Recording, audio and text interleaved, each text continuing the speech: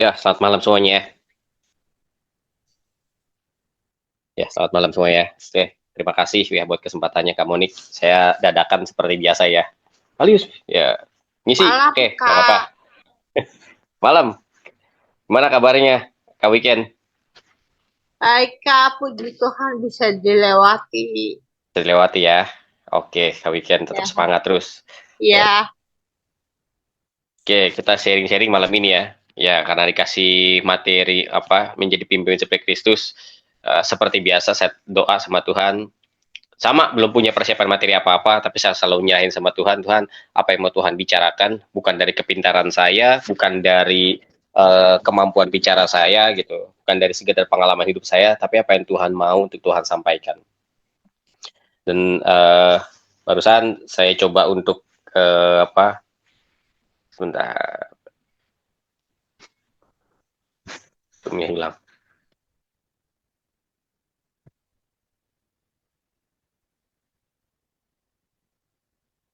Oke, oke ya, apa, saya coba sampaikan. Yuk kita buka bersama Alkitab dulu ya. Kita baca dulu firman Tuhan di Matius 5. Ya, pasti ini ayat yang udah nggak asing lagi ya. Tapi kita akan baca dari dua. Matius 5 ayat yang ke-13. Saya coba bacakan ya. Garam dan terang dunia. Kamu adalah garam dunia. Jika garam itu menjadi tawar, dengan apakah ia diasinkan? Tidak ada lagi gunanya selain dibuang dan diinjak orang. Kamu adalah terang dunia. Kota yang terletak di atas gunung tidak mungkin tersembunyi. Lagi pula, orang tidak menyalakan pelita lalu meletakkannya di bawah gantang, melainkan di atas kaki dian, sehingga menerangi semua orang di dalam rumah itu. Demikianlah hendaknya terangmu bercahaya di depan orang, supaya mereka melihat perbuatanmu yang baik dan memuliakan Bapamu yang di sorga. Oke, saya yakin ini nggak asing ya. Kalau ini ditarik secara teologi atau secara khotbah, udah sangat banyak inspirasi yang bisa didapat di sini. Dan saya juga mengambil apa yang tersirat dari sini. Dan juga saya bacakan di Matius 12 tentang murid-murid memetik gandum pada hari Sabat. Ini agak paradoks ya dengan yang tadi. Ya, tapi kita coba baca dulu ya. Mulai dari ayat 1. Pada waktu itu, pada hari Sabat, Yesus berjalan di ladang gandum. Karena lapar, murid-muridnya memetik bulir gandum dan memakannya. Melihat itu, berkatalah orang-orang Farisi kepadanya, "Lihatlah, murid-muridmu berbuat sesuatu yang tidak diperbolehkan pada hari Sabat." Tetapi jawab Yesus kepada mereka, "Tidakkah kamu baca apa yang dilakukan Daud ketika ia dan mereka yang mengikutinya lapar? Bagaimana ia masuk ke dalam rumah Allah dan bagaimana mereka makan roti sajian yang tidak boleh dimakan, baik olehnya maupun oleh mereka yang mengikutinya, kecuali oleh imam-imam? Atau tidakkah kamu baca dalam kitab Taurat bahwa pada hari-hari Sabat imam-imam melanggar hukum Sabat di dalam bait Allah, namun tidak bersalah? Aku berkata kepadamu, di sini ada yang melebihi bait Allah. Jika memang kamu mengerti maksud firman ini, yang ku kehendaki ialah belas kasihan dan bukan persembahan. Tentu kamu tidak akan menghukum orang-orang yang tidak bersalah, karena anak manusia adalah Tuhan atas hari Sabat. Amin. Ya. Nah, dari dua baca kita di Alkitab ini ya kan ya. Saya berdoa sama Tuhan, Tuhan kenapa Tuhan tunjukin dua hal ini itu. Yang pertama ya, tentang pemimpin seperti Kristus. Kristus ini bicara bukan tentang Tuhan Yesus saja ya. Arti Kristus kan yang diurapi ya. Nah, setiap kita ini adalah semua yang diurapi, yang tadi seperti Brian bilang ya, yang diurapi saya, yang diurapi bukan saya aja. Harusnya semua kita adalah orang-orang yang diurapi oleh Tuhan. Ya, yang diurapi oleh Bapa kita di surga, untuk kita semua bisa jadi pemimpin.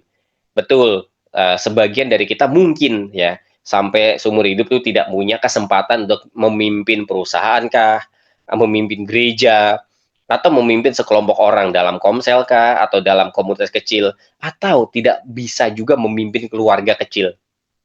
ya.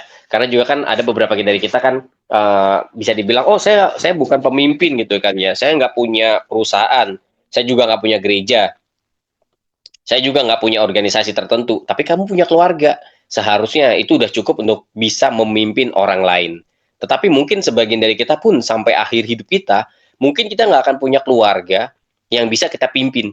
Mungkin kita akan hidup sendiri, melajang ya sampai akhir, yang mungkin kalau Tuhan izinkan itu terjadi, dan itu memang harus kita jalani, nggak jadi masalah lagi. Nah inilah di GSKI yang menyuarakan bahwa menikah atau tidak menikah itu bukan masalah ya. Yang penting bagaimana kita melakukan kehendak Bapa. Nah, arti memimpin ini juga kita juga pasti sudah pada tahu ya. Kalau memimpin ini termasuk memimpin diri sendiri pun adalah sesuatu yang harus kita pimpin ya. Dan bagaimana kita bisa memimpin ini menurut Alkitab? Kalau kita baca dalam Perjanjian Baru ya, kita selalu pasti amazed dengan bagaimana sosok Tuhan Yesus ya. Bagaimana dengan khotbah-khotbahnya, bagaimana dengan perumpamaan yang diberikan, dan bagaimana dengan cara dia yang seperti tadi kita baca ya. Di Matius 5 dia berkata seorang yang tidak berguna buat apa gitu. Diibaratkan seperti garam. Garam kalau udah nggak asin, nggak berguna, buat apa lagi? Nah, tapi di dalam Matius 12 kita melihat Tuhan Yesus melakukan pelanggaran yang harusnya itu nggak dilakukan orang yang udah mengerti tentang kitab suci. Tetapi Tuhan Yesus membuka wawasan orang-orang bagaimana arti melanggar, bagaimana arti dari sebuah pelanggaran, dan bagaimana kita menyikapi sebuah pelanggaran. Apakah pelanggaran berarti sesuatu yang salah? Nah, bagaimana seorang pemimpin yang harusnya ya kan menjadi pemimpin yang menjadi teladan, tapi kok dia mencontohkan suatu pelanggaran? Nah, ini sebuah paradoks di Alkitab. Ya. Nah, dua hal ini sebenarnya akan berhubungan. Yang pertama, kita mengerti bahwa apa? Konteksnya setiap orang kalau dia mau menjadi seorang pemimpin baik bagi dirinya sendiri, ya nomor satu, pemimpin itu nggak akan lepas dari, kita nggak akan bosan bahas ini, satu, dari kesucian hidup. Ya. Nah bicara kesucian hidup, nggak akan pernah bosan di GSKI ini atau di home kita akan ngomongin ini, karena kesucian hidup ini bukan tentang kita nggak berbuat salah aja gitu, tetapi kesucian hidup berbicara tentang ketepatan kita bertindak, berpikir. Coba bayangkan, kenapa Tuhan Yesus bisa mengajarkan atau mencontohkan dia melanggar suatu peraturan. Nah, ternyata yang mau Tuhan Yesus ajar adalah bagaimana kita memiliki hati ya, yang bukan sekedar memikirkan persembahan, tetapi tentang bagaimana memikirkan kasih, mengasihi ya. Dan juga kalau kita baca di dalam Matius 5, Tuhan Yesus mencontohkan apa?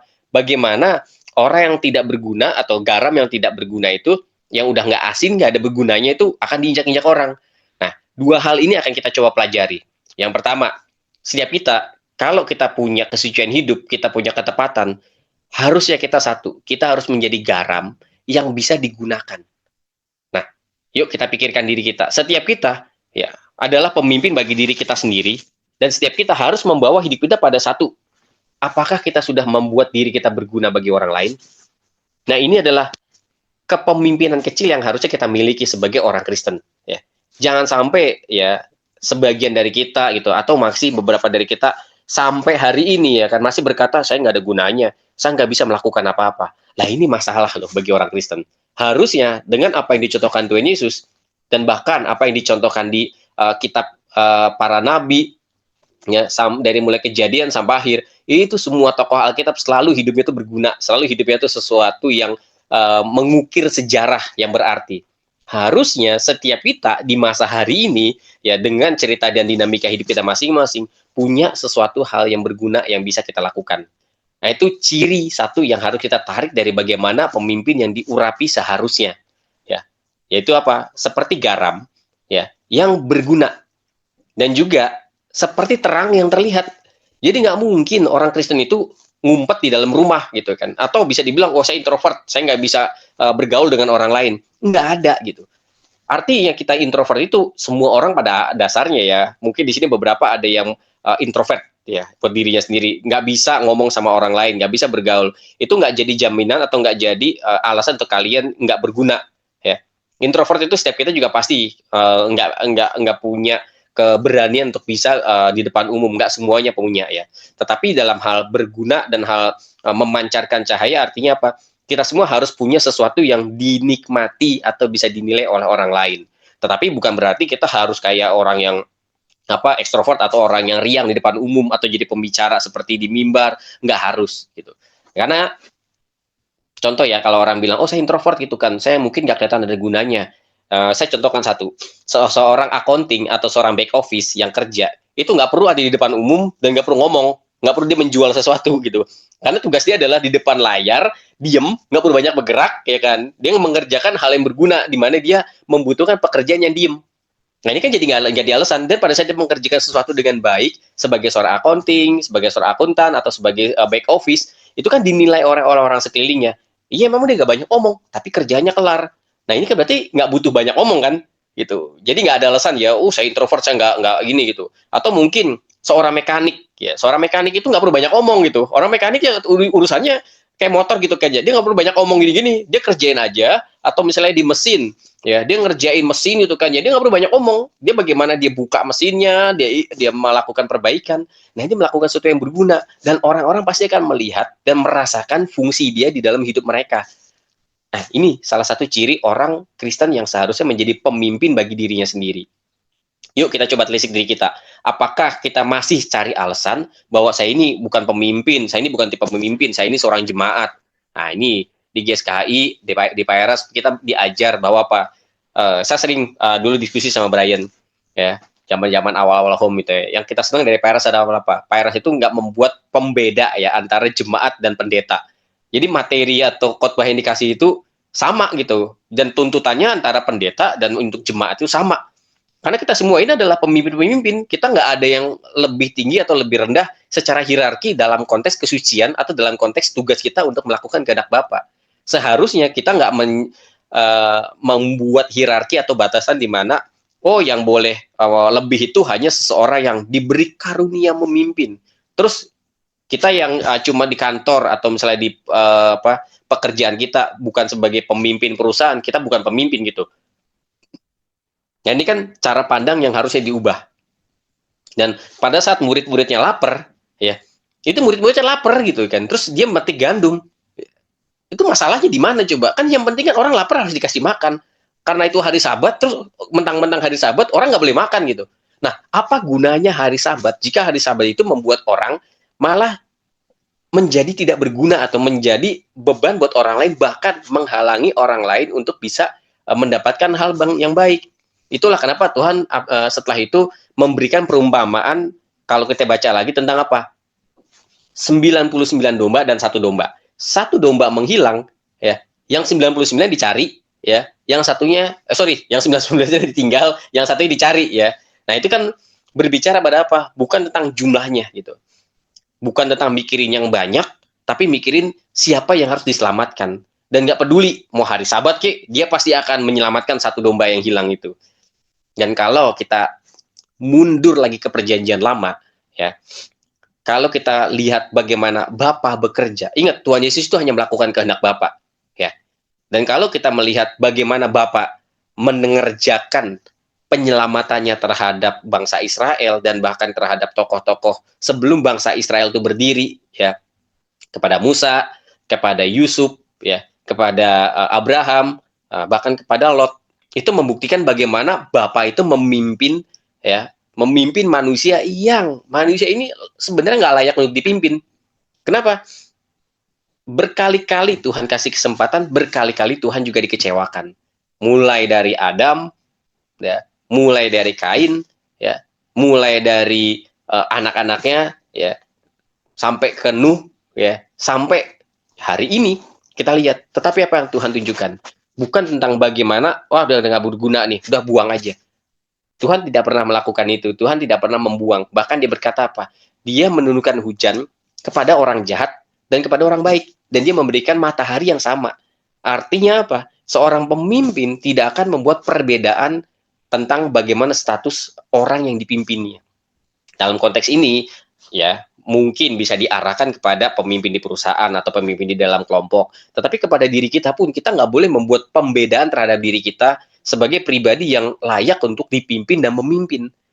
Yuk kita coba telisik lagi hidup kita. Jangan-jangan sampai hari ini kita masih membuat perbedaan bahwa saya ini nggak layak dipimpin atau saya nggak layak jadi pemimpin. ternyata kita dibohongi sama iblis, membuat kita merasa bahwa kita ini orang yang diragukan untuk memimpin. Padahal setiap kita, apa yang kita bilang, kita adalah imamat yang rajani. Ya, nggak ada lagi pembatas atau pembeda tentang siapa yang menjadi imam, siapa yang menjadi awam. Nah, jadi dari sini, yuk kita mulai coba telisik hidup kita, dan kita mulai belajar jadikan diri kita seorang pemimpin yang jika kita memimpin seperti Kristus yang diurapi, dan kita memang percaya setiap kita diurapi, harusnya kita mulai membuat peran kita itu lebih terlihat, dan kita lebih berguna. Nah, itu gambaran untuk materi beratnya. Ya. Nah, sekarang yuk kita diskusi singkat. Ya. Jadi kalau misalnya materi semua, kita kayak khotbah ya. Nah, ini kan home ya. Saya juga belajar di home itu nggak mau kebanyakan kayak khotbah, tapi perlulah materi sedikit pembelajarannya. Ya, jangan sampai kita nggak baca Alkitab, ntar dibilang bukan Kristen nih, nggak baca Alkitab lagi ya. Ya, dasar Alkitabnya jelas ya tentang garam, yang kalau garam itu nggak berguna, dia akan dibuang. Nah, ini harusnya membuat kita takut. Apakah kita ini masih berguna? Apakah kita ini harusnya dibuang? Tetapi Bapak mengajar Israel yang sebegitunya selin aja ya, tegar tengkuk ya, atau sebegitu bisa dibilang tuh, ya gimana ya, sampai hari ini kan ya, Israel yang bisa dibilang tuh nggak layak, ternyata Israel yang sebegitu jahatnya, Tuhan masih tetap selamatkan. Artinya apa? Nggak ada sedikit pun ya keraguan dari Tuhan atau untuk memberikan kesempatan buat setiap kita ya kan. Baik atau ya kalau kita bilang kita ini jahat, yuk kita coba bandingin. Udah sejahat Israel belum? Belum kan gitu. Istilahnya Israel yang sebegitu jahat aja masih Tuhan mau percaya untuk selamatkan gitu kan ya. Percaya Tuhan masih taruh kepercayaan kepada Israel untuk Israel pasti bisa berbalik. Pasti ada umat-umat atau beberapa orang di Israel yang masih bisa diselamatkan. Dan terlebih dari kita gitu kan hari ini yang udah mengerti kebenaran, udah mengerti Alkitab secara lengkap, kita udah punya Tuhan Yesus sebagai dasar atau teladan, harusnya kita tuh bisa lebih membawa diri kita tuh menjadi orang-orang yang layak untuk memimpin. Apalagi kita ini kan diproyeksikan sebagai orang Kristen yang baru-baru ini kita dengar ya, saya yakin semua dengar bagaimana banyak fenomena yang lagi rame belakangan, lagi viral, orang-orang yang meninggalkan keimanannya dan pergi ke agama seberang gitu kan ya. Nah ini kan membuat kita sebenarnya sedih. Buat saya nggak sedih lagi. Kenapa? Itu justru membuat seperti ayakan. Memang mereka bukan orang-orang yang ditunjuk untuk jadi pemimpin, tetapi kita nggak boleh mencela mereka bahwa mereka akan masuk neraka. Nah, kita udah diajar ya di sini ya, nggak ada yang bilang mereka masuk neraka. Selama mereka tidak melakukan yang jahat, mereka di pihak kita. Ya, tetapi mereka memang tidak diproyeksikan untuk menjadi pemimpin-pemimpin seperti orang yang bertahan di dalam Kristus. Dan orang-orang bertahan di dalam Kristus pun ya bukan merasa kayak, oh saya lebih baik dari dia. Enggak, justru tantangan kita lebih berat. Apakah kita benar-benar bisa layak sampai titik akhir hidup kita layak untuk jadi pemimpin yang suatu hari akan memimpin bersama dengan Kristus di dalam kemuliaannya kelak. Ya, kita harus terus berjuang. Ya, jadi setiap kita akan punya perjuangan masing-masing. Konteks perjuangannya masing-masing akan punya bisa dibilang medan peperangannya masing-masing. Ya, saya dengan kegiatan perpajakan saya, dengan pekerjaan saya di kantor, dengan keluarga saya, Brian dengan keluarganya, Kak Kris juga, Noya, dan siapa lagi di sini yang bisa saya panggil satu-satu. Oh, Michael juga yang baru jadi bapak, selamat berjuang untuk lembur ya. Kak Monik dengan kedokterannya dan semuanya. Ya, yuk kita sharing satu-satu. Pertanyaannya semudah ini. Sudahkah kita menyadari bahwa kita ini pemimpin yang diurapi oleh Tuhan? Sudahkah kita menyadari bahwa kita ini pemimpin yang diurapi oleh Tuhan? Dan seberapa kita sudah membuat diri kita menjadi seorang pemimpin? Ini bukan kita mau unjuk gigi, oh saya udah menjadi ini nih. Tapi kita mau berbagi bahwa apa? Setelah saya menyadari bahwa saya ini seorang yang ditunjuk Tuhan untuk jadi pemimpin, Tuhan telah percayakan saya apa? Dan bagaimana saya memimpin itu, yuk di-sharingin buat bareng-bareng. Supaya masing-masing mendapat inspirasi dari kehidupannya masing-masing. Ya. Karena setiap kita pasti punya ladang atau dinamika hidup yang berbeda-beda. Gitu. Nggak harus kita jadi orang lain, tetapi dari orang lain kita bisa belajar, oh kalau saya nanti hidup seperti dia, saya bisa mengambil keputusan yang diambil. Yuk, saya mulai dari absen di chat saya, yang paling atas itu Michael. Yuk Michael, bisa ngobrol kan?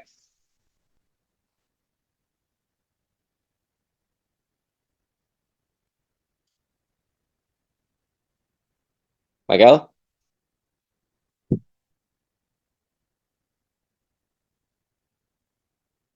Oke, kalau Michael nggak bisa, ini sudah saya jelaskan ya. Kalau Michael nggak bisa, belum bisa, Brian. Coba Brian.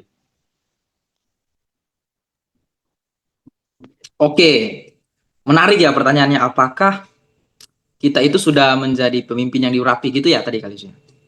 Ya, sudah sadar belum? Oh ya, Bukan sudah benar, menjadi. benar. Karena harusnya kita udah Iya. sadar kita tuh udah pemimpin, tapi udah sadar belum? Jangan-jangan belum sadar nih. Iya ya, menarik, menarik ya. Tadi pas Kalius kasih pertanyaan itu aku langsung mikir ya. Oh iya ya. Kalau misalnya aku bilang iya, pasti kan pertanyaan selanjutnya dari mana tahu gitu kan? Ya, kalau hanya memimpin seperti yang kita dengar-dengar biasa ya, pemimpin itu pengaruh, pemimpin itu sekian-sekian ya, udah bukan kita lagi gitu ya. Kita mungkin udah ke level yang seperti Kalius bilang tadi. 2 poin tadi penekanan Kalius ya, kesucian dan eh, ketulusan hati Kristus ya, kalau aku boleh kasih highlight begitu ya. Nah, aku merasa memang kalau aku bilang iya, mungkin belum ya. Maksudnya gini. Aku melihat ciri di dalam diri aku itu, em, mungkin Tuhan mengurapi ya, secara pengurapan itu ada. Tapi kalau misalnya apakah aku sudah menjadi seperti yang diurapi itu, mungkin belum. Ya gitu. Jawaban aku Kalius sementara. Karena aku melihat ciri di dalam diri aku gitu ya. Dampak ya dari kepemimpinan tadi misalnya kayak Kalius sampaikan ya, ke dalam keluarga ya, atau minimal ke diri aku sendiri ya. Kan itu buahnya kan harusnya ada buah kan yang bisa kita lihat gitu, yang menandakan bahwa kita itu betul-betul sudah pemimpin yang diurapi, udah sadar gitu. Bahwa kita ini sudah sadar gitu ya. Atau mungkin aku salah ya kasih ini ya, kasih statement ya Kalius ya. Gimana? Coba diperbaiki dulu Kalius. Aku. Oke. Gimana? Ya, nggak apa-apa. Nanti konklusinya di akhir. Ya. Karena ini Oke, saya mau oke, oke. menarik bagaimana pendapat masing-masing. Baru nanti apa Tuhan bukakan apa yang harus disampaikan. Ya, jadi dari Brian masih belum pede ya. Kalau udah diurapi ya. Singkatnya seperti itu ya. Bukan. Mungkin aku tahu aku diurapi, tapi untuk menjadi seperti yang diurapi itu mungkin belum. Proses, pasti proses, ya Oke, kan. oke, Ya oke, oke. seperti bahasanya adalah ini. Apakah kita sudah menjadi seperti Kristus? Jawabannya proses, ya kan? Gitu. Karena proses sampai kapan? Ya pas kalau ditanya proses sampai sampai akhir kan, gitu. Iya, iya, iya. Oke, Gitu. oke. Lanjutnya di bawah saya karena host, jadi masih yang utama ya. Kamu nih, kamu nih masih di jalan atau udah bisa? Oke, kalau belum kamu nih masih di jalan, mungkin lanjut ke Andreas. Andreas bisa? Ya Kak, hadir. Ya gimana Andreas? Kalau dari pertanyaannya kan,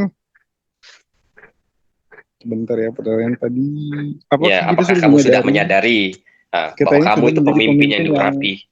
diurapi? Ya. Kalau berdasarkan kriteria dua di antara tadi, suci dan benar, kayaknya iya proses. Seperti kata Kalius. Tapi kalau misalnya yang bertanggung jawab, em, sepertinya iya. Kayak gitu. Karena tadi kan ada bilang suci, benar, tepat, bertanggung jawab. Kalau misalnya salah satu dari antara itu, untuk bertanggung jawab sepertinya sudah, ya. Cuman memang tidak konsisten kayak gitu. Kita sadar dan berusaha, tapi memang tidak konsisten kan, kayak gitu. Itu aja sih. Oke, jadi konsistensi ya. Konsistensinya yang belum ya. Sudah sadar tapi konsistensi yang belum ya. Oke, nggak apa-apa. Lanjut, nanti kita simpulkan di akhirnya ya. Enrico bisa?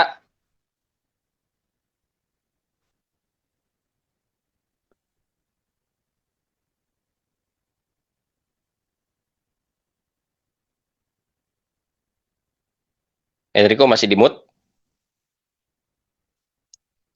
Iya Kak, oh ya, Gimana? kalau Kak, kalau saya sih sesuai dengan pertanyaannya, apakah kita sudah menyadari kita ini sudah menjadi pemimpin yang diurapi?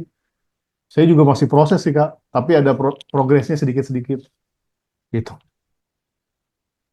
Oke. Nah itu aja. Tapi sudah ada ini sudah menemukan apa ladang bahwa oh saya ini seharusnya sudah jadi pemimpin di sini atau sudah mulai ada sesuatu atau seseorang atau kelompok yang dipimpin. Kalau dalam hal pekerjaan ya, kalau saya kan Hmm. em, saya sebagai kayak finance gitu.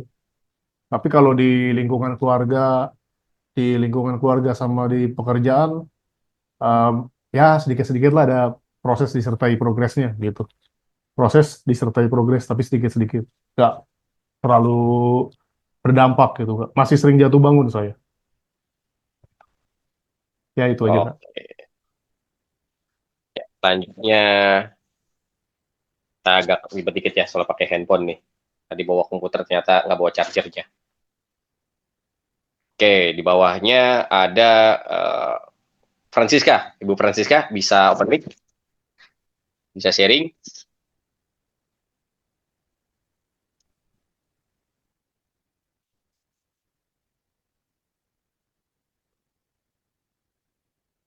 Oke, belum, nggak apa-apa. Pak Harwir, Pak Harwir. Loncat ke Pak Harwir. Gimana Pak Harwir?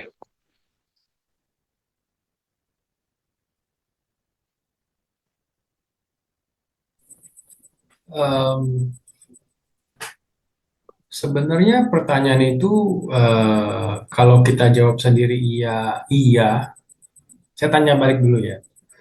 Eh, Garisnya di mana kita menyadari bahwa memang kita sudah diurapi atau menjadi satu boasting, tahu boasting ya? Eh, Menyombongkan diri sendiri bahwa iya saya sudah diurapi sama Tuhan. Saya pengen tahu dulu garisnya di mana gitu. Karena kalau saya bilang iya, itu ada sedikit kayak kesan oh saya mengangkat diri gitu. Ya, karena yang bisa melihat tuh bukan diri saya tapi orang lain. Biasanya kan seperti itu betul ya. Orang lain yang melihat bahwa memang kamu dipakai Tuhan dan sebagainya. Tapi kalau saya yang bilang saya dipakai Tuhan, saya diurapi sama Tuhan, saya melakukan ini dan itu, garis tegasnya di mana antara saya menginspirasi dengan saya menyombongkan diri. Nah, Ngerti oke. poinnya ya? Ya, Karena kan ngerti. Makanya ini bisa jadi satu hal yang rancu di mana kalau kamu ditanya, apakah kamu sudah menjadi seorang pemimpin yang diurapi sama Tuhan? Saya bisa bilang iya, tapi saya juga bisa bilang I don't know, hanya Tuhan yang tahu. Karena saya nggak mau boasting buat diri saya sendiri gitu. Ya, yang saya mau boasting adalah hanya Tuhan yang saya mau boasting gitu. Mungkin saya sulit menjawab itu gitu, Lius ya. oke, nggak apa-apa. Saya udah dapat poinnya. Oke, Dapat poinnya ya. udah dapat poinnya. Oke, Oke, nanti saya akan coba jelaskan ya di akhirnya. boleh boleh. Silakan, silakan. Karena ini menjadi sebuah sharing. Ini kan kita sebuah sharing ya, sebuah sharing bagaimana kita mengungkapkan pendapat kita dan nggak ada jawaban yang benar atau paling benar nggak ada. Tapi mudah-mudahan dengan semua sharing ini nanti Tuhan bukakan hikmat dan saya bisa membagikan sesuatu yang semoga powerful untuk semua dan membukakan mindset kita. Karena ini juga yang saya rindukan bisa saya rubah gitu untuk sebagian orang dalam hidup saya gitu kan karena saya melewati banyak banget rintangan hidup dan terkadang yang saya pikirkan di hati saya kenapa saya cuma sendiri gitu ya mungkin tadi yang dibilang Pak Harwir atau jadi kesombongan kalau saya bilang semua jadi kesombongan saya melihat sosok Tuhan Yesus sombongnya bukan main kenapa karena dia bilang sendiri anak manusia ini Tuhan atas hari Sabat makanya dia mau dibunuh sama orang Yahudi nah tetapi apakah itu sebuah kesombongan pada saat dia mengangkat diri nah akhirnya beberapa orang akan menjadi malah bukannya takut mengangkat diri tapi menjadi rendah diri karena rendah hati dengan rendah diri berbeda. Nah, terkadang yang terjadi di orang-orang beriman atau orang-orang Kristen ini saking mereka rendah hati, mereka lupa malah mereka jadi rendah diri. Nah, ini nanti akan di akhirnya saya ungkapkan apa maksudnya ya. Oke, lanjutnya apa-apa yang bisa sharing lagi ini nggak dipaksain ya kalau misalnya memang nggak bisa nggak apa-apa diem aja nanti saya langsung los ke yang lain. Ya, karena kan banyak orang nggak bisa sharing juga, nggak apa-apa gitu. Kak Herlin bisa? Ini kan Bu Guru lagi. Kayaknya jawaban saya kayak Kak Harwir tadi deh. Kalau saya bilang iya, sepertinya Tuhan yang tahu gitu. Tapi kan pemimpin yang diurapi berarti diberi kuasa, diberi otoritas oleh Tuhan untuk melakukan sesuatu termasuk dalam kepemimpinan, begitu ya. Sampai saat ini saya masih bertanya dalam hati saya karena dari dulu eh, saya selalu nggak tahu, saya selalu ditunjuk atau dijebloskan atau ditenggelamkan dalam sebuah kepemimpinan, entah itu dan yang selalu saya pegang itu adalah komunitas youth dari dulu, dari semenjak saya di HKBP, saya itu memimpin youth, saya di GBI Glow, saya memimpin youth di GPIN juga, Protestan Injili, saya pimpin youth dan sekarang di GSKI juga saya pimpin youth. Saya kadang-kadang tanya sama Tuhan, Tuhan, bener nggak sih ini dari Tuhan kok saya selalu ditenggelamkan dalam kepemimpinan di bagian youth, padahal saya nggak youth banget gitu. Saya nggak muda-muda amat gitu. Tetapi saya belajar bahwa dalam setiap yang saya kerjakan Tuhan selalu menolong. Kan dulu saya pendiam, percaya nggak percaya ya. Dulu saya termasuk Sama kayak saya pendiam. juga pendiam. Termasuk pendiam. Seperti tadi yang Kak Kalius katakan, ternyata eh, kita pendiam pun seperti Yeremia, Tuhan berikan kok kuasa untuk berkata-kata gitu kan. Tuhan saya nggak mampu ketika kita katakan begitu, tapi untuk eh, menjadi pemimpin yang diurapi sampai sekarang bagi saya itu menjadi sebuah pertanyaan. Itu ya, benar nggak sih saya sudah diurapi Tuhan? Kalau saya lihat bukti-bukti nyata dari pertolongan Tuhan bagi saya dalam menjalankan kepemimpinan itu ada banyak hal Tuhan tolong, Tuhan mampukan gitu loh. Dari yang nggak bisa menjadi bisa, tiba-tiba memimpin sebuah komunitas, tiba-tiba dimampukan oleh Tuhan. Tetapi dalam menjalankan itu seperti yang tadi Kak siapa yang di awal? Kak Michael ya, bukan. Kak Brian bilang, Brian. itu masih berproses. Karena kadang-kadang kita pemimpin kan harus ada integritas, konsisten dalam segala sesuatu. Kadang-kadang yang saya ucapkan saya langgar sendiri gitu loh Kak. Jadi untuk memenuhi kriteria yang diurapi oleh Tuhan itu sampai sekarang masih pertanyaan bagi saya. Benar nggak sih Tuhan gitu? Itu jawaban sementara dari saya Kak. Terima kasih. Oke, makasih. Hampir menyimpulkan semua itu. Jadi sebenarnya tanpa sadar Kak Helin itu hampir menyimpulkan apa yang akan saya sampaikan. Ini loh, serunya sharing di home itu ya. Terkadang saya udah punya kayak sesuatu yang Tuhan taruh di hati saya. Udah ada nih kesimpulannya, tapi kayak ditambahkan dan beberapa orang sebenarnya udah ngomongin apa yang mau saya omongin. Tapi nanti pas saya omongin, loh ini yang saya omongin. Nah, ini kembali saya hanya menyadarkan kita tuh udah tahu. Dan Tuhan sudah kasih tahu kok, hikmat itu bukan milik saya, hikmat itu milik dari Bapak. Dan Bapak sudah memberikan kepada setiap orang. Cuma terkadang, ya mau dibilang kita ini terlalu tidak peka, ya kita nggak peka untuk mendengar suara yang sama gitu. Makanya dengan sharing di home ini, oh ternyata suara yang saya dengar itu konfirmasinya. Ya kita memang butuh kayak komunitas untuk memberikan konfirmasi ya di hidup kita. Bahwa uh, ayo, siapa yang jujur nih? Kalau dibilang jujur ke hati masing-masing nggak perlu dijawab, cuma dijawab masing-masing ya. Siapa yang sering berdoa terus bilang, Tuhan, semoga nanti di gereja khotbah itu menjawab apa yang saya gumulkan gitu. Kita tuh mencari konfirmasi. Dan pada saat kita dapat itu, wah, berarti ini benar nih.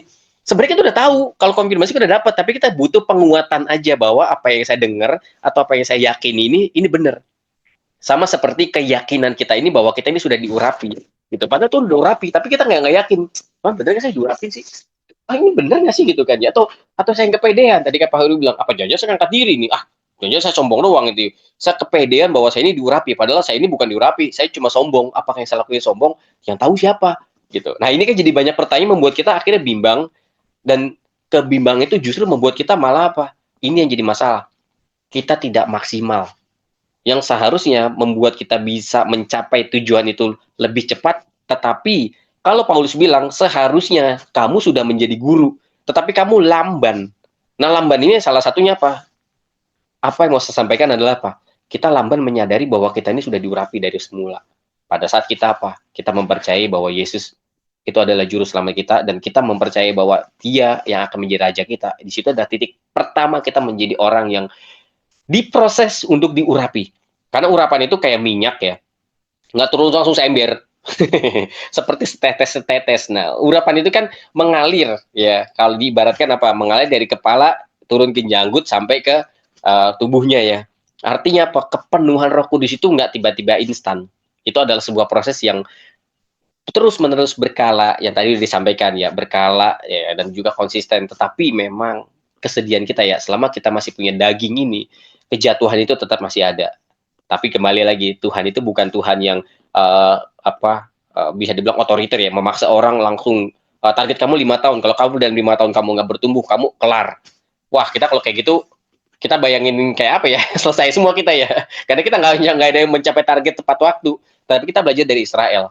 Israel tuh di bawah sampai 40 tahun, bayangin. Artinya sebegitu Tuhan sabarnya. Oke, nanti kita lanjutin di ujungnya. Saya lanjut lagi. Di bawah Kak Herlin ada Kak Kris. Nah, yuk Kak Kris. Nah, ada yang mau disampaikan? Sama aja Kalius, masih proses. Tapi ada hal baru yang sudah didapat itu selama ini? Belum ada Kalius, masih pasang surut kayak gitu. Aduh, masih ini nih, proses banyak ini Kalius. Masih proses banyak. Oke, sip, gak apa-apa. Karena Kak Kris ini pemalu. Tapi semangat dari Kak Kris ya, itu sudah menunjukkan bahwa yang saya bilang tadi, yang saya bilang di awal, tidak perlu seorang itu yang merasa harus banyak omong, harus banyak bicara, baru dia disebut seorang pemimpin. Enggak kok. Gitu. Pada saat dia nggak banyak bicara, tapi dia banyak bertindak gitu. Sesimpel bisa hadir di sebuah pertemuan, bisa membawa diri ke dalam sebuah perjuangan gitu kan. Kayak macam, wah pas lagi di Jakarta nih, bisa aja dia di Jakarta tuh senang-senang, tapi nggak dibawa diri ke gereja gitu kan. Di waktu yang dia punya, dibawa dirinya ke hadapan Tuhan, sebisa yang dia bisa, sebanyak waktu yang dia punya, itu udah bentuk dari membawa diri untuk menjadi seorang pemimpin yang memimpin dirinya. Terus semangat Kak Kris ya. Walau Kak Kris, saya tahu gitu kan, kalau ketemu ngobrolnya juga jarang gitu kan. Tapi sebenarnya kalau dijak ngobrol banyak, panjang juga ngobrol nih. Nah, tapi emang harus ngobrol langsung sih ya. Ya, semoga Desember kita ketemu ya. Oke. Selanjutnya di bawah Kak Kris, Kanoya. Halo Kanoya. Nah, ini dari pemuda masa kini ya. Gimana? Halo, Sudah menyadari? Yo. sama ya, sama yang Kak Herlin tadi. Kadang suka bertanya juga. Cuman saat di suatu kondisi gitu, selalu ada pertolongan dan ya masih berproses gitu Kak. Jadi masih butuh pertolongan ya. Berarti sebenarnya secara tidak langsung sudah menyadari pemimpin yang pasti semua juga nggak pede kalau dibilang nggak pede ya. Tetapi dalam menjalaninya sebenarnya sudah ada keinginan untuk nggak takut lagi kan. Saya sudah siap sebenarnya menjadi seorang pemimpin, cuma untuk memaksimalkan diri ya masih butuh proses. Sama kok semua begitu. Gitu. Yang penting kita menyadari bahwa kita ini harusnya sudah memimpin dan sudah jadi pemimpin. Hanya prosesnya yaitu nggak bisa kita, kalau di Alkitab selalu berkata gini, menjadi sempurna itu mustahil, tetapi apa mustahil bagi manusia mungkin bagi Allah gitu. Karena itu kita butuh Roh Kudus untuk memimpin kita. Karena kalau dengan kekuatan sendiri untuk kita benar-benar menjadi pemimpin seperti yang dikehendaki oleh Bapa, rasanya kita nggak akan mampu dengan kekuatan kita sendiri. Apalagi yang kita lawan adalah sosok yang nggak kelihatan ya, sosok yang sangat-sangat tua umurnya kan, melebihi umur bumi ini ya kan ya, dan dia tahu ya sekecil-kecilnya kekurangan kita dan untuk menjatuhkan kita lagi dengan target kita itu yang sangat-sangat kita membutuhkan kekuatan dari Tuhan sih gitu. Oke, selanjutnya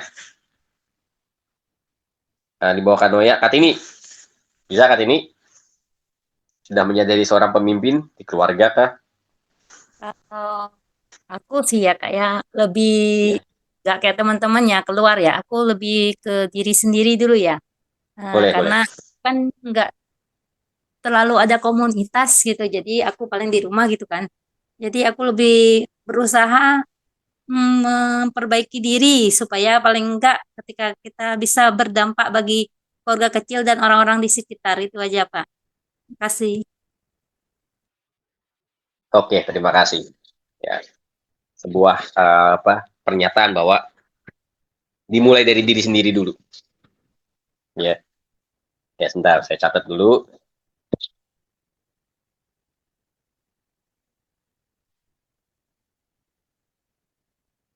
Oke, selanjutnya di bawah Kartini ada Vita.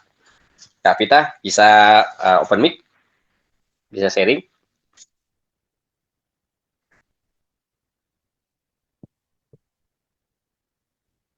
Oke, belum, nggak apa-apa. Kak Widya bisa?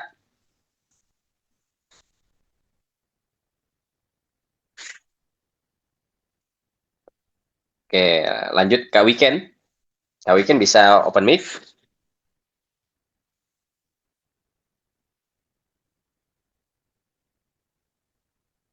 Oke, nggak apa-apa, belum. Selanjutnya, Sofian. Kak Sofian, bisa? Sebenarnya saya newcomer, saya mau dengar ya, mau dengar Oh, oke. masukan-masukan dari beberapa. Sebenarnya sebagai seorang pria itu imam, apalagi dia kepala rumah tangga, dia harus paling nggak minimal jadi imam di pemimpin di rumah tangga. Tapi yang mungkin membuat beberapa teman-teman confused dengan kata yang diurapi ya itu ya. Saya lihat beberapa teman karena diurapi itu sangat mengerikan ya, Pak Harwir ya. Dan konotasi diurapinya itu yang apa yang harusnya ada penjelasan. Dari saya sih sementara itu saya sebenarnya mau jadi pendengar dulu Kalius. Itu dari saya, terima Oke. kasih. Oke, sip. Thank you. Nggak apa-apa, Kak. Intinya apa? Ya, dalam berkomunitas kita boleh mengungkapkan pendapat.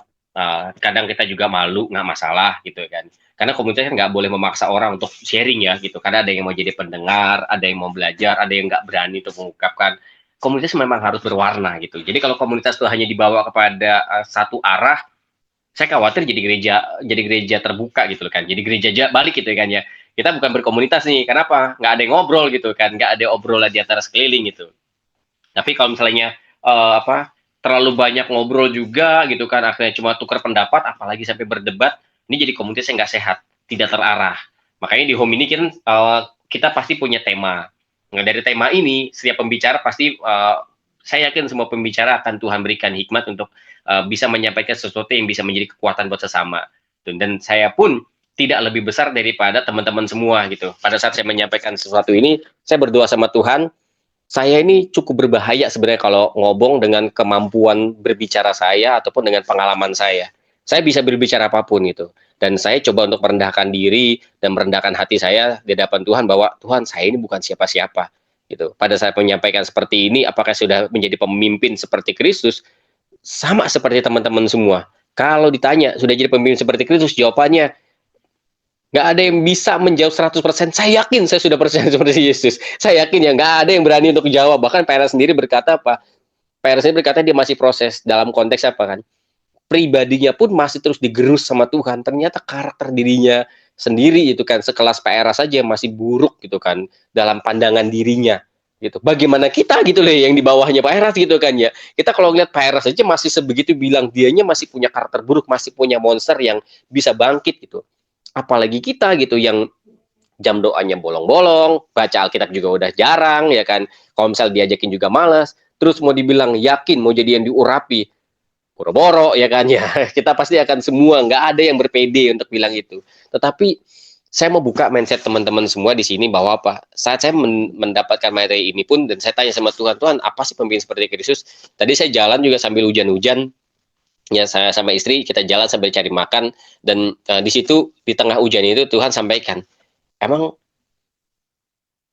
kamu bukan pemimpin? Malah Tuhan tanya balik, emang kamu bukan pemimpin?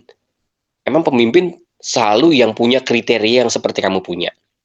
Kenapa kamu mengkriteriakan pemimpin seperti kriteria yang kamu taruhkan atau kamu listing di dalam kepala kamu? Coba kita telisik lagi ke kepala kita. Kita ini sebenarnya ya menaruh standar yang terlalu tinggi sebagai orang yang diurapi atau sebagai orang yang dianggap pemimpin. Karena saking tingginya kita menaruh standar itu, akhirnya kita merasa diri kita tuh belum mencapai lagi, bisa dibilang mendapat urapan pun tidak gitu. Dan tanpa sadar kita kehilangan jati diri kita. Padahal Yuk kalau kita baca lagi di Matius 5, apa yang Tuhan bilang? Emang Tuhan bilang kamu ini belum jadi garam? Tuhan bilang nggak, kamu ini belum jadi terang. Dia ngomong itu, khotbah di bukit itu kepada seluruh orang Israel. Dia nggak bilang, orang-orang Israel, sebagian dari kamu tuh masih gelap. Sebagian dari kamu tuh masih jadi air laut, belum jadi garam. Kamu mesti digoreng dulu, atau kamu mesti digodok dulu, supaya kamu bisa jadi garam. Enggak. Yang Tuhan mau bilang adalah apa? Dan Tuhan sudah bilang di Alkitab, kamu adalah garam, dan kamu adalah terang. Jadi, ya, mau kita orang Kristen, mau kita bukan orang Kristen, semua manusia itu Tuhan ciptakan dengan roh Allah. Karena manusia itu tidak mungkin manusia hidup tanpa roh Allah. Ya, roh Allah yang dihembuskan lewat Adam dan terus diturunkan sampai kita hari ini, itu semua membawa roh dari Bapa. Karena dia adalah Bapa segala roh. Makanya kalau kita tuh kembali, yang kembali roh kita kembali kepada Bapa. Jadi pada dasarnya semua kita, saya mau bawa konteks yang kepada lebih tinggi. Mau kita orang Kristen, mau kita bukan orang Kristen, kita ini semua adalah pemimpin yang punya urapan dari Tuhan. Hanya kita yang menaruh standar bahwa hanya orang Kristen yang layak untuk diurapi. Hanya orang Kristen yang layak masuk surga. Kita diperkecil, dipersempit oleh teologi, oleh doktrin, oleh agama, sehingga kita menjadikan diri kita seakan-akan kita ini bukan orang yang diurapi atau kita nggak layak mendapat urapan itu. Padahal Tuhan menyatakan dengan jelas, Tuhan Yesus mengajar kepada seluruh manusia pada zaman itu dan bisa dipakai untuk zaman hari ini juga bahwa kita ini garam dan kita ini terang. Nggak ada satupun pengecualian. Nah, saya mau bawa teman-teman menyadari ini. Kalau teman-teman nggak menyadari bahwa kita ini adalah garam dan terang, maka kita akan terus berkata kita ini nggak berguna. Tetapi yang ada adalah apa? Kita yang sudah menjadi garam dan sudah dari awal pada saat kita ini diberi kehidupan oleh Tuhan, kita diberikan kemampuan untuk menjadi seseorang yang berguna, menjadi seseorang yang punya makna dalam hidup ini. Ini yang mengerikan. Apa? Makna itu bisa redup. Makanya Tuhan bilang ini, kamu itu garam. Tetapi garam itu bisa menjadi tawar. Nah, ini sangat menarik loh. Kita ini semua punya fungsi. Nggak ada satupun manusia yang terlahir di dunia tanpa guna atau tanpa fungsi. Nggak ada. Kita ini semua punya fungsi. Artinya kita semua itu diberi urapan sama Tuhan masing-masing dengan sekecil apapun urapan atau fungsi kita. Maka tadi saya bilang, saya nggak peduli kita ini jemaat, kita ini orang awam atau apa. Dan saya tidak memposisikan diri saya sebagai yang tertinggi atau yang menengah. Tapi kita semua ini adalah orang-orang yang memang berprogres. Tadi teman-teman udah menyatakan bahwa apa? Kita ini semua, saya coba untuk simpulkan dari 7 apa yang saya dapat adalah apa? Kita ini semua belum percaya bahwa kita ini semua tuh manusia-manusia yang diurapi. Kita ini belum percaya bahwa kita ini udah jadi garam. Dari semula kita memang udah garam, ya. Kalau diumpama di Alkitab, kita ini memang udah terang, gitu. Tapi kita masih percayanya kita ini belum jadi terang. Nah, ini yang bahaya, krisis identitas diri kita yang membuat kita akhirnya apa? Tidak maksimal memanfaatkan atau kita tidak maksimal mendapatkan peran kita yang seharusnya. Peran itu sudah Tuhan tentukan sejak kita lahir, tetapi kita nggak memaksimalkan peran itu. Nah, ini yang perlu kita sadari. Yang kedua, konsistensi. Nah, ini penting, ya. Kalau kita sudah menyadari bahwa kita ini adalah garam dan kita adalah terang, kita mesti konsisten, bisa dibilang mensugestikan diri kita bahwa kita ini memang garam dan terang dunia. Wah, kalau gitu kita kayak mengangkat diri. Kita bukan mengangkat diri, tapi kita nggak boleh lupakan identitas kita bahwa kita ini semua adalah makhluk kekal yang diciptakan bukan untuk sekedar hilang begitu aja di bumi ini. Bahwa Tuhan menyediakan kehidupannya akan datang, Tuhan menyediakan langit bumi yang baru untuk dihuni oleh kita kembali. Dan kita mesti menyadari identitas kita adalah manusia-manusia makhluk kekal yang suatu hari akan dibawa dan dimuliakan bersama dengan Bapa dalam kekekalan, di mana Tuhan Yesus yang akan memimpin menjadi rajanya. Yang ketiga, berdampak kecil. Nah, ini yang menjadi masalah dari awal nomor 1, kalau kita udah krisis identitas, akhirnya apa? Kita membawa diri kita tuh menjadi, udah saya dampaknya kecil aja lah. Kita membatasi diri untuk mempunyai fungsi besar. Dan tanpa sadar, beberapa dari kita tuh tidak mau mengambil peran besar di dalam sebuah pelayanan atau di dalam sebuah fungsi, apapun itu fungsi dalam hidup kita. Contoh misalnya bekerja. Udahlah saya udah jadi staff, udah cukup lah. Atau saya udah jadi pegawai buruh, udahlah saya jadi buruh aja. Saya nggak mau jadi pemimpin. Saya ini bukan siapa-siapa. Saya mau cuma apa. Itu sebenarnya bisa dibilang pembodohan yang dilakukan oleh iblis. Kita ini imamat yang jani, kita harusnya membawa diri kita dengan diri kita yang apa adanya, kita tuh membawa diri jadi besar tanpa mengukur besar itu harus punya harta banyak, besar itu harus punya jabatan tinggi, besar itu harus punya kriteria sebagai pemimpin yang selama ini kita taruhkan di kepala kita. Tetapi ya, yang keempat, kita masih meragukan gitu bahwa kita ini sebenarnya adalah garam yang aslinya bukan main, atau kita ini terang, yang terang itu sangat-sangat terang. Kita meragukan karena kita mengikir kita dampaknya cuma kecil, udahlah nggak mungkin lah, saya cuma staff doang gitu, saya bisa gede-gede, udahlah dampak saya seadanya aja lah. Apalagi dengan konsep dunia yang bilang udah kamu digaji segitu, udah nggak usah kerja yang hebat-hebat lah, atau kamu nggak usah kerja lebih lah, kamu kerja sesuai dengan gaji kamu lah. Dunia itu memformat kita menjadi terbatas, dunia itu memformat kita menjadi diri kita yang seharusnya kita menjadi terang, yang bisa dibilang kalau Pak pernah nyatakan kita terus terang itu 1000 watt, tetapi kita menurut terang kita cuma 5 watt, karena kita meragukan bahwa kita ini orang-orang yang diurapi. Dan ingat, semua orang itu tidak memilih, tetapi dipilih. Saat kita dipilih oleh Tuhan, kapan sih kita dipilih sama Tuhan? Nah, ini pertanyaan yang selalu dimanapun, di gereja atau dimanapun seumur hidup saya, kalau ditanya kita dipilih Tuhan, enggak, kita nggak dipilih Tuhan. Siapa sih pede banget kamu dipilih Tuhan? Ya tadi Pak Hari bilang, jangan-jangan saya kepedean atau saya mengangkat diri kalau saya dipilih Tuhan. Kalau saya bilang saya ini dipilih Tuhan, kita kepedean atau kita mengangkat diri, kita jadi sombong. Padahal, mau tahu nggak? Saya bukakan satu hal yang mengubahkan hidup saya. Semenjak saya lahir, saya dipilih Tuhan untuk lahir. Semenjak saya hidup di bumi ini, saya dipilih Tuhan untuk hidup. Jadi saya tidak memilih, tetapi saya dipilih Tuhan. Sampai hari ini saya ada di sini menyampaikan home ini pun bukan atas kehendak saya. Tuhan yang pilih saya untuk menyampaikan ini kepada teman-teman semua, dan Tuhan itu memilih kita masing-masing di tempat kita masing-masing. Jadi dari semula kita ini memang orang-orang sudah dipilih sama Tuhan. Apa buktinya? Kita masih hidup. Kita tidak memilih untuk hidup kan? Artinya kita dipilih sama Tuhan untuk hidup, untuk kita berdampak, untuk kita menjadi terang di tempat dimanapun kita berada, dan kita nggak boleh meragukan itu, sekecil apapun. Dan yang ketujuh, sangat menarik, semua dimulai dari diri sendiri.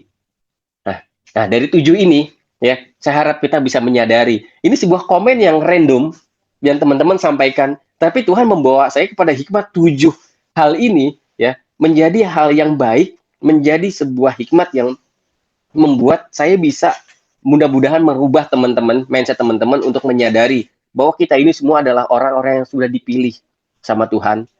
Karena kita memang garam dari mula. Kita bukan dipilih karena kita bisa menjadi garam, tetapi karena kita memang dipilih Tuhan sampai hari ini, kita masih ada, masih hidup sampai hari ini. Artinya Tuhan masih pilih kita seperti Tuhan memilih Israel, seperti Tuhan memilih Adam, seperti Tuhan memilih Nuh, seperti Tuhan memilih Abraham, seperti Tuhan memilih seluruh tokoh Alkitab. Itu nggak ada yang mereka tuh merasa dirinya layak untuk dipilih. Ya, nggak ada satupun layak untuk dipilih. Tetapi, ya, kita menyadari kalau kita menyadari diri kita adalah garam, seharusnya sebelum hidup kita berakhir, kita harus membuktikan sama Tuhan, Tuhan, aku mau pulang, aku mau kembali, aku mau mengembalikan rohku ke dalam tangan-Mu, tidak dengan tangan hampa. Tetapi apa yang Tuhan sudah percayakan kepadaku dengan masing-masing kita, aku akan bawa ini maksimal pada saat aku nanti pulang ke rumah Tuhan. Kita mau LB3? Yes, kita mau LB3 semua. Tapi pertanyaannya, kita mau jadi apa di sana? Kalau kita semenjak di bumi aja nggak bisa memaksimalkan diri kita sebagai orang tua, sebagai pemimpin di perusahaan, sebagai seorang profesional, bahkan sebagai diri kita sendiri, kita nggak bisa membawa diri kita maksimal. Padahal dari semula Tuhan sudah memilih kita. Dari semenjak kita hidup, Tuhan telah mengurapi kita. Terlebih kita yang punya Alkitab, kita itu diberi urapan lebih. Oh, berarti kalau gitu orang yang di luar Kristen itu juga dikasih urapan. Saya nggak mau bilang enggak. Tuhan mengurapi manusia tanpa agama. Tuhan mengurapi manusia tanpa agama. Ya. Jadi kalau kita melihat contoh ya kayak Kak Monik atau Brian atau siapapun yang bekerja ya, mungkin Kak Herlin juga yang mengajar ya, tahu guru-guru di luar dari sekolah Kristen pun itu guru-guru yang baik loh. Mereka punya misi bagaimana mencetak murid-murid yang bisa menjadi orang yang berguna suatu hari nanti. Bahkan guru itu menjadikan murid menjadi presiden, tapi gurunya nggak pernah jadi presiden. Menarik ya? Guru kan jadiin orang presiden, tapi guru itu nggak pernah jadi presiden. Jadi guru ini lebih berguna nggak dibanding presiden itu? Saya akan bilang presiden nggak akan ada artinya kalau nggak ada guru itu. Dan nggak boleh kita mengukur yang lebih berguna itu presiden, karena presiden berdampak besar.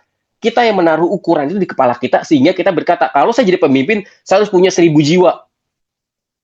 Saya lupa, Pak Eres juga pernah ngasih tahu, kalau seorang berkata, kalau pemimpin itu harus bisa kayak Monik lah, kalau pemimpin itu harus jadi dokter ya kan, harus jadi dokter yang terkenal. Saya kemarin sempat ngeledekin Kak Monik ya, sedikit. Itu mana posternya? Mudah-mudahan suatu hari saya bisa ngeliat poster Kak Monik. Ya walaupun gimmick ya, kayak jadi ingat lagi. Kan walaupun Kak Monik nggak pernah muncul di dalam poster dokter-dokter yang muncul sebagai public figure, tapi Kak Monik juga punya peran yang nggak lebih besar dari mereka atau nggak lebih kecil dari mereka.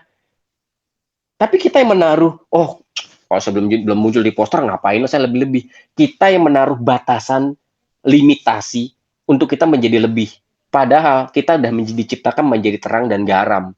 Harusnya dengan setiap kita masing-masing, di peran kita masing-masing, di tempat kita masing-masing ya, kita harusnya mulai hari ini dan seterusnya, saya berharap ya, teman-teman memaksimalkan diri dan menyadari. Makanya pertanyaan saya benar-benar bukan keluar dari pikiran saya 5 hari atau 2 hari yang lalu, enggak. Benar-benar baru muncul tadi. Kenapa saya tiba-tiba punya pertanyaan? Kita harus menyadari. Karena kalau kita nggak menyadari siapa diri kita, identitas kita, itu akan membuat kita, udah, langkah pertama salah, langkah selanjutnya akan salah. Kalau saya bilang, Anda ini semua belum diurapi atau nggak layak untuk jadi urapan, udah, setelah kita home ini, kita akan menyadari, ya memang saya nggak layak diurapi, memang saya bukan manusia diurapi, udah saya mati dengan keadaan saya nggak diurapi aja. Itu nggak menjadikan kita ini menjadi benar-benar sadar bahwa kita adalah garam dan terang dunia. Tetapi pertanyaan saya itu membuat kalian atau semua teman-teman ini semua sadar bahwa kita ini semenjak kita dilahirkan ke bumi ini, kita ini adalah orang-orang dipilih Tuhan. Dan kita ini memang sudah menjadi terang dan garam untuk menerangi kerajaan Allah suatu hari nanti. Dan ini nggak boleh kita, bisa dibilang nggak boleh kita tuh dikaburkan identitas ini oleh iblis. Ya. Dan kita harus membawa terang ini makin terang benderang. Yang benar adalah seperti itu. Kita ini sudah menjadi garam. Tapi garam ini harus terus mempertahankan rasanya sampai akhir. Jangan sampai garam ini di akhir hidupnya menjadi tawar. Dan jangan sampai terang yang Tuhan sudah taruh di hidup kita itu menjadi redup karena pengaruh dunia ini. Nggak peduli sekecil apapun peran kita, nggak peduli ya bisa dibilang semiskin apapun kita, sekekurangan apa kita, sakit apapun kita, nggak ada orang dunia ini bilang kita nggak ada gunanya. Itu buat orang dunia ini. Tetapi saat Tuhan bilang, kamu masih ada di bumi ini, kamu masih ada hari ini, artinya Tuhan belum selesai. Saya kemarin beberapa waktu yang lalu saya pelayanan untuk datengin ya orang homeless yang sudah di rumah sakit ya, sudah nggak bisa bergerak, sudah benar-benar nggak bisa bergerak, benar-benar tinggal tunggu waktu Tuhan pulang aja ya. Dan benar saya datang hari Minggu, kemudian minggu kedepannya dia meninggal ya, karena umurnya udah 63 tahun dan dia sudah ya penyakitnya udah banyak deh, udah nggak mungkin bisa sembuh ya. Dan saya pada saat datang ya, karena saya sebagai koordinator di homeless ya, saya nggak bilang sama dia seperti orang pada umumnya, kalau gereja lain kan datang, yuk kita berdoa, Tuhan sembuhkan, turunkan urapan, pasti kamu pulih dengan sempurna. Enggak, itu saya nggak mau bohongin dia, ya. Saya nggak mau bohongin dia. Ya, saya bukan tipe orang seperti itu. Yang Tuhan taruhkan di hati saya adalah apa yang mau saya katakan Tuhan. Mungkin akan terdengar sadis, tapi buat saya lebih baik menyampaikan kebenaran kepada dia daripada saya membohonginya dengan janji palsu yang itu hanya keluar dari basa-basi. Saya bilang, ibu nggak akan sembuh kok. Tapi nggak usah takut, Bu. Bukan kesembuhan yang ibu kejar, tapi apa? Kesetiaan ibu sama Tuhan. Nggak usah curiga kenapa Tuhan nggak langsung ambil ibu, kenapa ibu tetap mesti ngalamin sakit ini, kenapa nggak buru-buru Tuhan, kenapa nggak sudahi aja, kenapa saya harus tetap menderita sampai sejauh ini. Nggak usah Bu, nggak usah curiga sama Tuhan. Ibu udah mendengar dari Pak Eres ya, sumur belakangan ini ibu udah mendengar bahwa tubuh ini akan binasa, kematian itu menakutkan, kekekalan itu, hidup ini tragis, semua udah ibu dengar, tapi kan belum ngerasain. Nah sekarang pada saat ibu ada di ICU, pada saat ibu nggak bisa bergerak, ibu melihat kekekalan itu. Dan apa yang belum ibu lihat, artinya kalau ibu masih dipertahankan Tuhan sampai hari ini, ada yang Tuhan ingin ibu lihat sebelum ibu pulang. Apa itu? Saya nggak tahu gitu kan. Hanya ibu sama Tuhan yang tahu apa yang belum Tuhan ingin untuk ibu lihat, dan belum ibu lihat, ibu akan lihat dulu. Tunggu waktu Tuhan. Ya, nggak perlu bertanya, Tuhan, kapan Tuhan? Bisa nggak besok aja saya pulang ya? Saya udah nggak sanggup nih di ICU, udah masih bolak-balik, udah begini, udah capek lah di ICU itu ya kan, masih diambil darah setiap hari dan lain-lain. Nggak usah tanya kapan waktunya, Tuhan yang tentukan. Tetapi saya tiba-tiba menyatakan di situ, hari ini ibu itu sudah menjadi pelayanan buat kita. Jadi kalau ibu bilang, oh saya udah nggak bisa melayani, enggak, ibu ini di kasur, ibu hanya terbaring di ICU, ibu tuh lagi pelayanan. Loh, gimana caranya? Dengan ibu sakit di sini, ibu lihat nih, anggota Homeless yang lain datang semua kan, ya dari diakonia datang, dan ini menjadi pelayanan kita dan kita jadi melayani ibu. Dengan kita melayani ibu, kita melayani Tuhan, dan ibu menjadi pelayanan bagi kita tanpa sadar. Ibu yang sakit itu telah menjadi pelayan buat kita untuk kita melayani ibu. Karena yang kita layani bukan ibu, tapi Tuhan. Kita melayani sesama seperti kita melayani Tuhan. Dan itu keluar dari mulut saya setelah saya keluar dari rumah sakit, saya ngomong sama istri, hebat ya Tuhan taruh hikmat itu di mulut saya. Saya juga takut saya ngomong yang sadis, yang istilahnya menyakiti, tapi ternyata Tuhan taruh itu. Dan di jalan pulang saya juga cukup ngebeng air mata saya ya. Saya bilang, duh Tuhan, kok bisa ya orang sakit jadi pelayan Tuhan? Ternyata orang yang sakit pun Tuhan bisa pakai untuk menjadi pelayan, untuk melayani. Bagaimana cara dia melayani? Dengan dia sakit, orang-orang datang melayani dia, dan orang-orang yang datang itu pasti bukan melayani dia, tapi melayani Tuhan. Karena orang yang datang untuk melayani dia kan pasti buang waktu, ya. Di situ ada Pastor Tardi datang, mesti pulang dari pelayanan, dia masih ke rumah sakit untuk menjenguk, mendoakan, dan besoknya datang lagi. Dan seminggu kemudian meninggal juga. Dan pada saat meninggal, saya pun yang ngurusin pemakamannya. Saya kembali datang dan melayani sama istri, dan itu hari Sabtu, ketemu hari Sabtu lagi. Bener-bener kematiannya itu atau kepulangannya itu ya kan ya, bukan sesuatu yang menyusahkan orang, karena Sabtu ketemu Sabtu gitu. Jadi kan kalau di hari biasa saya masih bolos, kan nggak mungkin saya bolos kerja kan, dan itu benar-benar hari Minggu gitu, hari Sabtu, jadi saya bisa ngurusin sama istri, ngurusin semuanya, dan mungkin akan saya share hari ya. Tapi ini sangat-sangat menarik, dan inilah yang membuat saya bisa membawa ini kepada teman-teman. Kesaksian yang saya alami adalah apa? Kita nggak boleh membatasi diri kita bahwa kita ini kecil untuk melayani. Seharusnya semua kita harus disadarkan bahwa kita ini adalah garam dan terang dunia. Dan kita harusnya bisa menerangi dunia dengan peran kita masing-masing. Stop untuk berkata, saya ini bukan orang yang diurapi. Stop berkata bahwa saya ini nggak layak untuk diurapi. No, kalian ini, atau kita semua ini, teman-teman semua ini, kita ini semenjak kita dilahirkan di bumi ini, kita sudah diurapi sama Tuhan. Kita diberikan Tuhan rohnya. Kita diberikan Tuhan tugas mulia, tugas penting yang suatu hari akan kita bawa tugas ini dan kita lanjutkan di LB3. Apa tugas itu? Teman-teman yang bisa jawab di masing-masing. Mulailah untuk percaya bahwa kita ini adalah orang-orang yang diurapi. Dan kalau kita sadar kita ini orang yang diurapi, 3 pilar ini akan kita jalani dengan sangat-sangat serius. Yaitu apa? Kesucian hidup. Kenapa kita menjalani kesucian hidup? Karena kita sadar kita ini orang yang sudah diurapi, kita harus menjaga urapan itu. Yang kedua, langit baru, bumi baru. Kita ini sadar, kita ini orang yang sudah diurapi, kita ini seorang yang sudah diberikan urapan lebih dibanding orang-orang dunia yang diurapi juga loh. Jangan pernah bilang orang beragama lain tidak diurapi. Mereka juga diurapi. Tetapi ingat, urapan itu ada yang sedikit, ada yang banyak. Yang diberi banyak, dituntut banyak. Dan kita dituntut banyak untuk apa? Untuk kita suatu hari akan memimpin bersama dengan Tuhan di dalam kekekalan. Dan yang ketiga, ya, kita masih punya tanggung jawab. Dan ingat, sebagai orang yang diurapi, ya, kita masih punya tanggung jawab. Jangan pulang buru-buru sebelum kita menyelesaikan semua tanggung jawab itu. Ya, kita harus panjang umur, kita harus sehat dengan masing-masing poin atau beban kita ya kan, dengan kesehatannya itu. Mungkin di sini kayak Kak Weekend, ya Kak Weekend mungkin dalam kesehatannya ya kita tahu bareng-bareng ya kan ya, kita sama-sama lihat Kak Weekend mungkin nggak bisa sepenuh hati, tapi kan Kak Weekend dengan kondisi tubuh juga bisa menjadi pelayanan buat yang lain seperti saya bilang tadi ya. Tapi di sini bagi teman-teman yang kesehatan lebih dari Kak Weekend, kalau sampai kalian males, ya kan, untuk bergumul, untuk ikut dalam komunitas, atau untuk misalnya berdoa sama Tuhan, atau untuk datang, kita lihat, urapan siapa yang lebih banyak. Apakah mereka yang sehat lebih banyak? Enggak jaminan. Ternyata orang yang diurapi dengan kesehatan yang menurun, itu urapannya bisa lebih banyak dibanding mereka yang sehat. Jadi jangan pernah mengukur atau membatasi urapan itu hanya berdasarkan mereka yang sakit, atau mereka yang sehat, atau mereka yang pintar, atau mereka yang punya harta.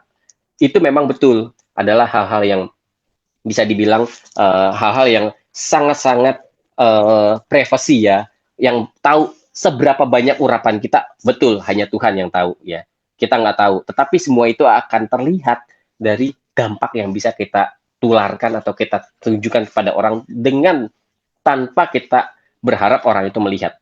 Artinya apa? Sama seperti firman Tuhan di dalam Matius tadi ya, Matius 5, bahwa apa, terang itu nggak mungkin, kota yang terletak di atas bukit nggak mungkin nggak terlihat. Kita nggak perlu merasa diri kita perlu dilihat orang. Kita nggak perlu menunjukkan bahwa kita ini orang hebat atau kita ini orang yang diurapi.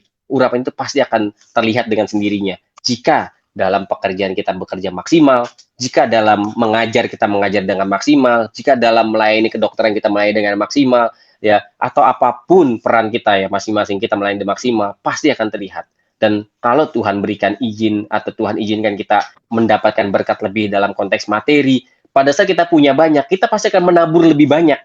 Kita nggak akan sayangan sama duit. Nah, itu adalah bentuk dari urapan yang bisa kita nilai, sebenarnya bisa kita ukur. Saya masih sayangan nggak sih kalau memberi untuk orang lain? Saya masih hitung-hitungan nggak sih? Kalau kita udah mulai nggak hitung-hitungan, kita mulai nggak mikirin, bahkan kita merasa kadang kalau kita berbagi kurang itu, kita merasa kayak tersakiti, itu udah tanda-tanda gitu. Bahkan kalau kita baca renungan pagi beberapa hari yang lalu itu, kalau orang sudah berbuat dosa lalu dia merasa kayak, aduh sakit banget berbuat dosa, itu udah bentuk bahwa dia tuh nggak mau urapannya hilang. Dan betul, urapannya itu bisa hilang. Seperti perumpamaan yang dibilang garam itu bisa hilang rasanya, artinya urapan kita yang Tuhan sudah berikan bisa hilang. Apa yang membuat itu hilang? Dosa. Dan segala bentuk pengaruh dari dunia ini. Nah, ini yang kita perlu perhatikan. Karena dunia ini hari ini mewarnai kita dengan begitu rupa untuk menghilangkan urapan itu. Sehingga pada saat kita pulang, roh kita redup. Roh kita itu benar-benar menjadi bukan persembahan yang kita persembahkan kepada Bapa sebagai roh yang harusnya roh ini adalah roh yang benar-benar bisa layak untuk dimuliakan dan diberikan tubuh baru di kemuliaan kekal nanti. Tapi roh ini menjadi roh yang kasarnya adalah mungkin mau dikatakan roh yang gelap. Ya, kenapa? Karena kita sudah menghilangkan terang yang Tuhan telah berikan waktu pertama kali kita diturunkan ke bumi ini, ya. Dan teman-teman punya umur yang nggak muda juga, dan beberapa masih muda. Kayak Noya mungkin masih muda, ya. Mungkin Enrico juga masih muda. Ya, kalian harus mesti menyadari ini lebih cepat, ya kan. Dan kalian masih punya banyak waktu untuk menambah terang kalian, ya. Supaya apa? Terang kalian itu harusnya dibanding kita yang sudah berumur, itu kalian itu bisa lebih terang sebagai anak muda. Dan kayak Herlin ditunjuk walaupun sudah berumur tapi selalu ditunjuk untuk megang youth. Artinya apa? Kak Herlin itu harus menularkan terangnya, tunjukin sama para youth ini, ya kan ya, bahwa umur itu nggak menyurutkan kalian nggak bisa memimpin diri kalian. Saya mungkin sudah berumur tapi saya Tuhan percayakan untuk memimpin youth. Bukan berarti saya lebih senior dari kalian, tetapi saya mau menunjukkan bahwa saya bisa memimpin youth walaupun saya udah umur sekian gitu. Dan apapun yang Tuhan taruhkan hikmatnya, terus tularkan itu ya kepada anak-anak muda ini, ya kepada mereka yang masih muda, untuk mereka harusnya generasi itu harapan orang tua dimanapun. Bagi beberapa orang tua di sini adalah pada saat mereka punya anak, mereka berharap anak ini bisa lebih terang dibanding dirinya. Dan itu adalah spirit yang seharusnya dimiliki oleh setiap orang tua. Dan ingat, Bapak adalah orang tua dan dia berharap kita ini bisa lebih daripada Tuhan Yesus seharusnya. Emang bisa kita lebih dari Tuhan Yesus? Apa yang kita katakan tentang itu? Tuhan Yesus berkata apa? Kalian akan melakukan perkara yang lebih besar daripada Tuhan Yesus lakukan. Itu Tuhan Yesus katakan sendiri loh. Tetapi konteksnya bukan berarti kita harus melakukan mujizat lebih besar dari dia. Tetapi mungkin kalau kita sedikit ya mungkin mau dibilang gimmick, ya kan ya.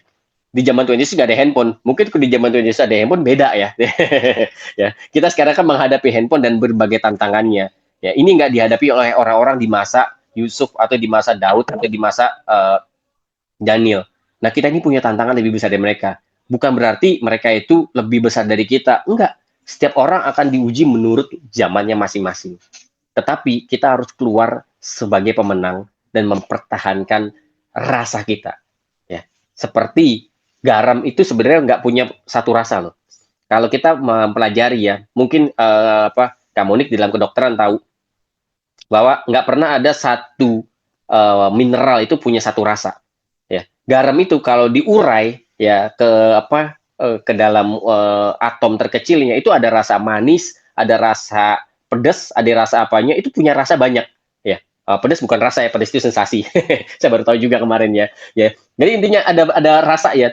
Jadi itu sebuah hal yang menarik bahwa setiap kayak satu buah itu kayak kita bilang mungkin kayak apel itu rasanya nggak manis gitu. Apel itu punya rasa kecut, punya rasa asam ya, punya rasa manis, punya rasa asin juga, dan punya berbagai rasa. Ini membuktikan bahwa setiap kita tuh nggak harus punya satu kelebihan, nggak harus punya satu rasa, nggak harus punya satu warna. Kita bisa punya banyak warna, dan itu yang menarik dari perumpamaan tentang buah atau rasa ini ya kan, yang seperti kita tahu buah roh. Buah roh itu bukan 9 buah roh ya, tapi 1 buah 9 rasa. Dan kita juga sama, masing-masing kita akan punya warna yang berbeda-beda, bahkan satu orang bisa punya 3, 4, atau 5 warna yang harus kita temukan. Ya, ini yang menarik adalah apa? Yang tadi disampaikan sama teman-teman. Saya sih udah punya perasaan bahwa saya ini sebenarnya diurapi sama Tuhan, tapi kayaknya belum khusus atau saya belum punya dampak lebih. Nah, itu yang perlu kita proseskan gitu loh. Urapan itu diberikan Tuhan, tetapi harus kita kembangkan menjadi proses di mana urapan itu bukan sekedar keluar sebagai satu bentuk dari manifestasi dari urapan itu. Ya, seperti orang yang dikasih karunia, itu bisa satu orang dapat 5 karunia, bisa punya 6 karunia, atau diumpamakan sebagai talenta. Nah, masing-masing kita akan punya talenta banyak, dan itu nggak harus satu. Ya, seperti saya bilang tadi, satu garam yang katanya asin tuh, kalau dipecah menjadi atom terkecil, rasanya ada banyak. Dan setiap kita itu punya, seharusnya kita punya lebih dari 1 talenta. Ya. Hanya kita tidak menyadari bahwa talenta itu ada. Bahkan kalau dalam perumpamaan talenta, 1 talenta itu nggak sedikit loh. 1 talenta itu kan kalau dibilang adalah 6.000 dinar, itu 6.000 gitu. Tetapi mereka menganggap itu kecil, dia tidak menyadari yang dia miliki adalah hal yang besar. Ya, itu yang membuat dia lupa, akhirnya mengubur itu semua. Sama seperti diri kita. Kalau sampai hari ini kita nggak menyadari bahwa kita ini adalah orang-orang yang sudah diurapi semenjak kita lahir, dan kita ini adalah orang-orang yang Tuhan berikan urapan lebih sebagai seorang Kristen, sebagai orang yang tahu suara kebenaran, sebagai orang yang tahu 3 pilar yang ada di GSK ini, sebagai orang yang mengerti banyak pemahaman tentang Alkitab, seharusnya kita udah punya rasa lebih banyak dibanding orang dunia yang sama-sama diurapi, tetapi mereka tidak punya banyak rasa seperti kita. Ya, semoga sharing ini menguatkan teman-teman dan membuat kita menyadari. Jadi kita tuh kalau ditanya sekarang sama orang, ya, oh kamu udah diurapi, ya nggak usah jawab kita udah diurapi juga, itu mah namanya buat jadi kesombongan ya. Kita menjawab itu dalam hati kita bahwa apa? Kita nggak perlu menjawab secara mulut bahwa kita ada diurapi, tetapi kita mencari dalam hati bahwa kita ini semenjak kita lahir ke bumi ini, kita sudah punya urapan. Dan kita ini sudah menjadi garam dan terang sejak semula. Dan kita ini bukannya baru menjadi garam saat kita bertobat, enggak. Kita hanya baru menyadari bahwa kita garam setelah kita bertobat. Dan baru kita berdampak. Baru kita memberi rasa kepada sayuran, memberi rasa kepada makanan, memberi rasa kepada kue, ya. Nah, itulah. Setelah kita menyadari bahwa kita ini garam, gitu. Padahal dari semula kita ini udah garam, gitu. Saya lupa itu banyak Adit atau siapa itu ya, yang bilang kita ini sebenarnya lupa bahwa kita ini dari semula ada anak-anak Allah, gitu. Memang ada kita ini anak setan kan, bukan kan? Kita ini anak Allah, tapi kita ini kehilangan identitas kita.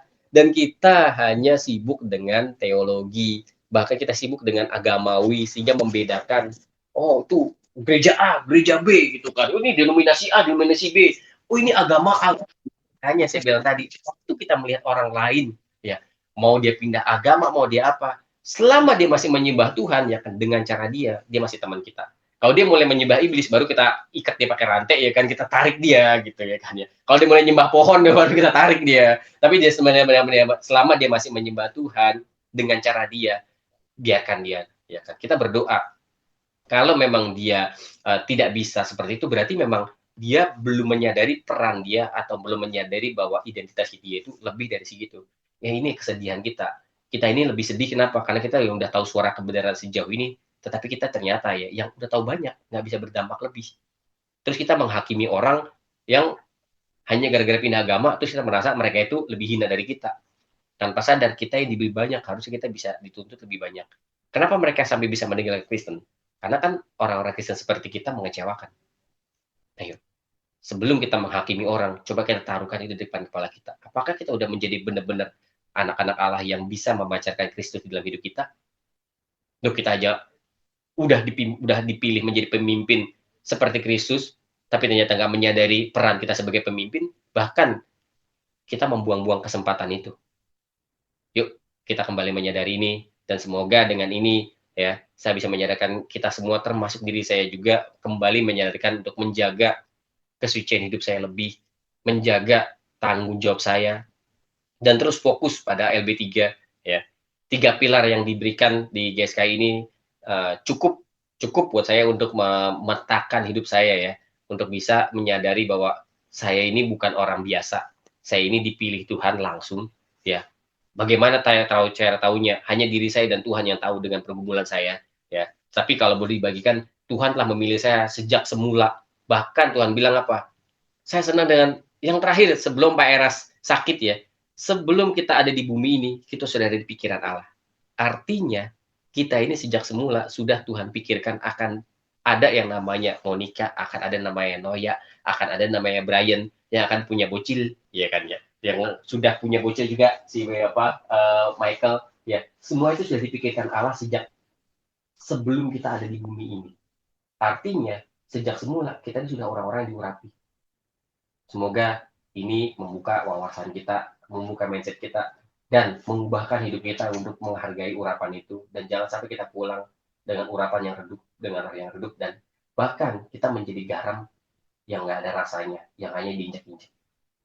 Amin. Oke, saya kembalikan ke Brian. Mau foto dulu? Oke, thank you Kalius seringnya. Kalius sudah menjabarkan ya kepemimpinan Kristus ya dengan tema kita. Nah, kita punya 20 menit lagi teman-teman sebelum waktunya usai. Mungkin tadi ya pertanyaan Kak Harwir ya, itu bagus ya sebenarnya kita diskusikan juga lebih lanjut ya.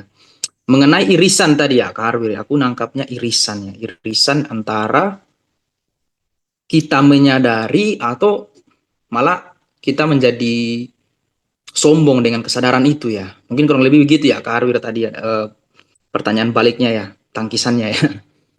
Aku sepanjang sharing Kalius tadi juga memikirkan Kak Harwir tentang itu. Jadi kalau aku boleh memberi pendapat ya Kak Harwir ya, nanti kalau saya salah dikoreksi ya Kak Harwir. Sebenarnya kepemimpinan Kristus itu apa sih? Kalau kita lihat hidupnya dia gitu ya. Hidup Tuhan Yesus itu apa sih sebenarnya yang kita bisa pelajari dari kepemimpinan dia? Ternyata ya yang aku temukan ya, kepemimpinan Kristus itu adalah kepemimpinan dalam hal menundukkan dirinya kepada Allah Bapa gitu. Itu kepemimpinan Kristus. Jadi dia memimpin dirinya untuk ditundukkan kepada Allah. Dia kan punya hasrat sendiri kan, Kristus, Tuhan Yesus gitu ya. Dia kan punya hasrat berbuat ya, makanya dia dicobai iblis kan dengan berani kan, karena iblis kan tahu dia ini punya hasrat nih. Nah, tapi Kristus itu, Yesus ya, Tuhan Yesus, dia memimpin dirinya sendiri untuk takluk kepada Allah gitu. Dia pimpin dirinya gitu. Supaya nanti bisa menundukkan diri kepada Allah, dan akhirnya dia berhasilkan sempurna lagi. Pernah suatu waktu ya, kita diskusi dengan Kak Adit ya, mungkin teman-teman masih ingat ya, Kak Adit ya. Menarik itu pernyataan Kak Adit. Mungkin secara ada di pelajaran teologi mungkin ya. Kita kan bukan orang teologi ya. Jadi kita hanya keciprat-keciprat gitu ya dari teologi mereka ya.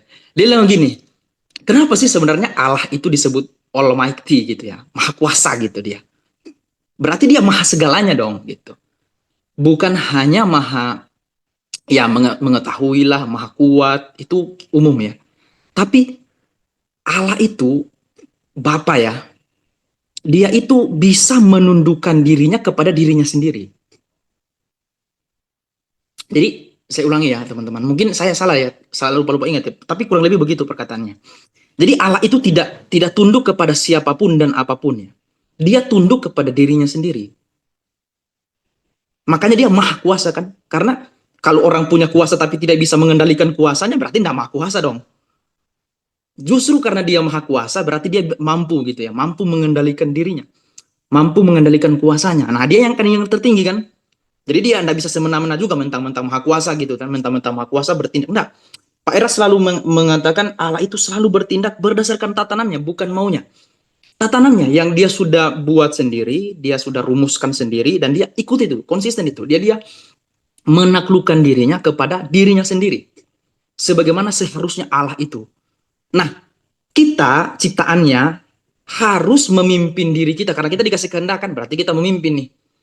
Harus memimpin untuk menundukkan diri kepada Allah itu. Sebagaimana Allah menundukkan diri kepada dirinya sendiri gitu. Nah, itu yang Tuhan Yesus lakukan dan dia menang kan. Dicobailah, disuruh inilah, disuruh itulah. disuruh buat roti gitu ya dari batu, disuruh loncat gitu ya. Tapi dia enggak mau, enggak. Saya menaklukkan diri kepada Allah. Kepemimpinan dia adalah memimpin dirinya untuk menaklukkan dirinya kepada Allah. Jadi mungkin itu ciri ya, kalau menurut saya Pak Harwir, itu mungkin ciri yang bisa kita kenali dari diri kita. Kita ini menundukkan diri kepada siapa dalam kehidupan kita. Kalau ternyata kepemimpinan kita selama ini menundukkan diri kepada diri kita sendiri, berarti kita takluk. Kita tidak boleh seperti Allah. Hanya Allah yang boleh menundukkan diri kepada dirinya sendiri, karena dialah yang kebenaran itu kan. Kita tidak boleh, kita harus pakai patron. Patronnya apa? Seperti Yesus. Yesus juga bukan menundukkan diri kepada dirinya sendiri, dia menundukkan diri kepada kehendak Allah, kepada Allah itu, gitu. Nah, kita ikuti nih, kita juga hidup menundukkan diri, memimpin diri kita, supaya kita bisa tunduk kepada otoritas Allah itu, supaya pemerintahan Allah itu terjadi dalam kehidupan kita. Seperti doa Bapa kami kan, jadilah kehendakmu di bumi seperti di sorga. Itu sebenarnya berbicara tentang pemerintahan Allah. Jadi pemerintahan Allah yang dimana dia di sorga itu ditaati oleh semua, itu harusnya terjadi di bumi, di mana dia itu juga ditaati oleh semua gitu. Jadi memang menarik ya Bang diskusi dari Kalius ya. Coba rangsang kita, jadi stimulus kita dengan pertanyaan. Jadi kita mikir gitu ya. Iya ya, gimana itu? Menyadari enggak itu sebenarnya? Nah, terus dari bacaan Kalius juga saya menemukan satu poin menarik ya. Dari bacaan yang Kalius share tadi mengenai garam dan terang dunia ya. Tuhan Yesus kan bukan kebetulan ya teman-teman kasih perumpamaan itu ya. Kenapa sih kita disebut terang gitu? Dan kenapa ilustrasinya itu harus pelita gitu kan? Kamu pelita ya. Kalau pelita itu, kalau nyala, kalau kamu mati ya kamu dibawa gantang gitu pelitanya. Tapi kalau kamu nyala nih, kamu kasih sinar, terus ada kegelapan, itu pelita nggak mungkin ditaruh di bawah situ tuh. Diangkat, ditaruh di atas gantang kan, di atas kaki Dian kan, kaki Dian kayak logonya GSKI gitu ya, supaya semua orang bisa lihat gitu. Nah pertanyaan saya ini, siapa yang ngangkat tuh? Kalau kita Tuhan ilustrasikan sebagai apa pelita itu, siapa yang ngangkat? Kita kan pelitanya gitu, kan pelita nggak mungkin ngangkat dirinya sendiri. Siapa yang ngangkat? Ya pasti Tuhan kan yang ngangkat kan. Diangkatlah kita ke sana. Jadi cirinya memang kita nanti akan kelihat bagi orang seperti sinar menaklukkan malam. Demikian juga kita nanti dalam kehidupan kita setiap hari itu cirinya.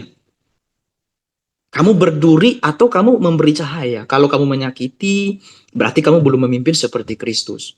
Kalau kamu masih berduri, kata-katamu menyakitkan, kamu mungkin belum seperti Kristus. Itu tuh yang seperti Kalius sampaikan tadi. Kalau kamu berintegritas, mungkin ciri satu itu sudah kamu miliki. Dan seterusnya. Ya, itu poin saya sih tadi dari sharing-sharingnya. Nanti silakan teman-teman lebih berkembang lagi, masih ada 10 menit ya. Mungkin nanti sebelum konklusi dari Kak Alius di akhir. Pak Harwir, aku coba berpendapat aja Pak Harwir ya. Kalau salah, silakan ditambahkan ya, ditambahkan. Ya, Brian, thank you. Lius, thank you ya. Jadi gini, izin ya. Leadership itu sangat dangerous. Sangat bahaya. Itu satu hal, satu kalimat, satu kata yang sangat bahaya. Leader, pemimpin, leader. Itu adalah satu kalimat yang sangat bahaya, yang kalau dipakai dengan benar akan arahnya benar, kalau dipakai dengan salah akan arahnya salah, betul ya? Setuju ya? Nah, sejauh pengalaman saya di dunia bisnis lah ya, dunia bisnis. Karena di dunia bisnis itu kita punya training leadership, kita punya training teamwork, kita punya training macam-macam. Ya maaf kata bukan meninggikan diri, tapi saya makan training cukup kenyang lah. Sekitar 17 tahun saya makan training. Setiap minggu saya ada training. Setiap 3 bulan sekali saya ada training ya. Trainingnya macam-macam tentang teamwork, tentang leadership, tentang segala macam ya, tentang integritas dan sebagainya. Jadi cukup kenyang lah makan training. Bukan saya bilang saya jago, enggak. Tapi kalau saya perhatikan leadership itu adalah suatu hal yang benar-benar berbahaya. Kalau jatuhnya di tangan yang salah, ya. Nah, leadership yang dipegang sama Yesus Kristus, dia pegang leadership betul ya, dia pegang kepemimpinan betul ya. Tapi kalau kita lihat sebenarnya leadership yang dipegang sama dia adalah servant leadership. Leadership sebagai hamba. Karena ada satu statement yang sangat bagus. The best leader is the best servant. Betul ya? Jadi kalau mau jadi pemimpin yang sangat baik, jadilah seorang hamba yang sangat baik. Tadi yang Brian bilang, siapa yang angkat saya kalau saya terang? Ya bukan kita yang mengangkat diri kita sendiri. Tuhan yang angkat tepat waktunya seperti Yusuf diangkat sama Tuhan. Waktunya Tuhan mengangkat Yusuf karena sudah waktunya Tuhan mengangkat dia. Karena sudah cukup kualitas dia untuk diangkat, betul nggak? Nah, kita masing-masing pasti punya kualitas. Saya yakin kita punya kualitas. Kembali lagi yang tadi Lius lakukan adalah Lius merangsang untuk semua menyadari bahwa kita punya kualitas. Ya, kita adalah garam dan terang, kita punya kualitas. Jangan suka merendahkan diri sendiri dengan self talk yang salah, karena kita cenderung self talk yang negatif, betul ya. Nah, yang dilakukan adalah menyadari bahwa kita semua punya satu potensi dalam diri kita masing-masing, entah itu besar atau kecil, entah itu wilayah skupnya masih diri sendiri atau masih keluarga atau udah mulai lebih besar. Tapi yang pertama adalah yang saya lihat adalah jadilah dulu hamba yang terbaik buat dirimu sendiri. Bagaimana tadi Brian bilang, bagaimana Tuhan Yesus tunduk atas tatanannya Allah. Nah, bagaimana saya juga sebagai seorang hamba, sebagai seorang leader, tapi saya di bawah tatanannya Allah, di bawah tatanannya Tuhan Yesus, betul nggak? Saya tidak bisa keluar dari situ. Makanya saya tidak punya hak sekalipun untuk keluar dari tatanan itu. Nah, makanya tadi saya tanya, ini garisnya di mana gitu? Ya, karena kalau kita nggak bisa ngebedain garisnya, kalau kita akhirnya dibilang, oh nanti kita diurapi. Nah, tadi kata diurapi itu cukup bahaya, benar Pak Sofyan. Cukup bahaya kata diurapi itu gitu loh. Karena pada saat seseorang merasa sudah diurapi sama Tuhan, garisnya dia menjadi sombong atau enggak itu kan hanya Tuhan yang tahu, betul nggak? Ya, jadi kalau saya mungkin topik ini bagus, tapi topik ini cukup menguras pikiran, ya. Dan mungkin satu kalimat yang saya titip untuk bawa pulang semua gitu maksudnya ya. Kita di rumah masing-masing dan untuk kita merenung sebenarnya bahwa the best leader adalah the best servant. Pemimpin yang terbaik adalah hamba yang terbaik. Jadi kalau mau jadi pemimpin yang terbaik, jadilah hamba yang terbaik. Gak ada cara lain. Makanya Yesus bilang apa? Kalau kamu mau, kan dia bilang sama itu apa? Murid-muridnya kan ribut tuh ya, kalau nggak salah ceritanya, ribut dan tanya siapa yang kita akan duduk di paling ini gitu kan? Siapa kan diberikan posisi paling hebat, betul ya? Tapi akhirnya apa? Yesus bilang apa? Yang terbaik adalah yang tidak meninggikan dirinya sendiri, menjadi hamba terbaik, betul nggak? Jadi kalau mau jadi pemimpin terbaik, jadilah hamba terbaik. Pada saat kamu menjadi hamba terbaik di tempatmu, dimanapun kamu berada, terang kamu akan bertambah-tambah, garam kamu, asin kamu akan bertambah-tambah. Dan garam dan terang itu sebenarnya konsep garam dan terang itu hanya untuk orang Kristen sebenarnya. Karena Yesus bicara sama orang Kristen pada saat itu.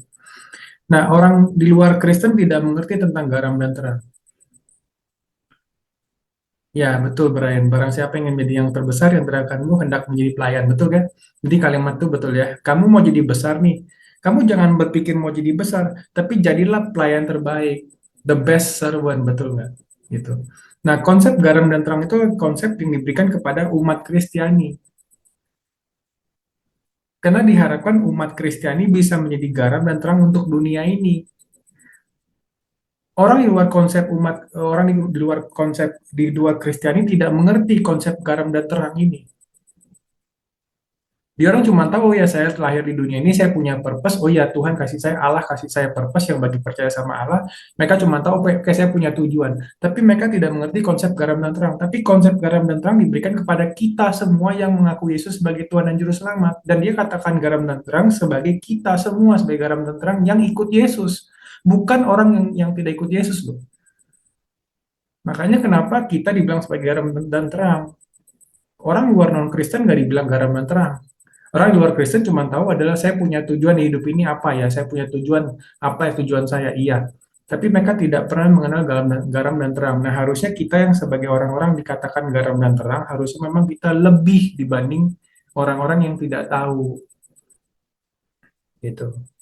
Mungkin itu aja kali ya, saya rasa ya. Jadi ya, mau jadi pemimpin yang hebat, mau jadi leader yang hebat, ya jadilah seseorang hamba yang hebat. Melayanilah dengan hebat tanpa berpikir mau jadi hebat. Mungkin itu aja kali ya. Brian, mana Thank you. Brian? Oke, thank you, Pak Harwir.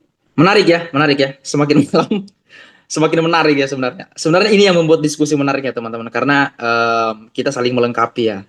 Kalau misalnya sama yang nggak diskusi kita gitu ya, searah aja gitu. Oke, terima kasih Kak Harwir pesannya. Masih ada 3 menit ya. Apakah masih ada sebelum Kalius? Kalius sabar dulu ya.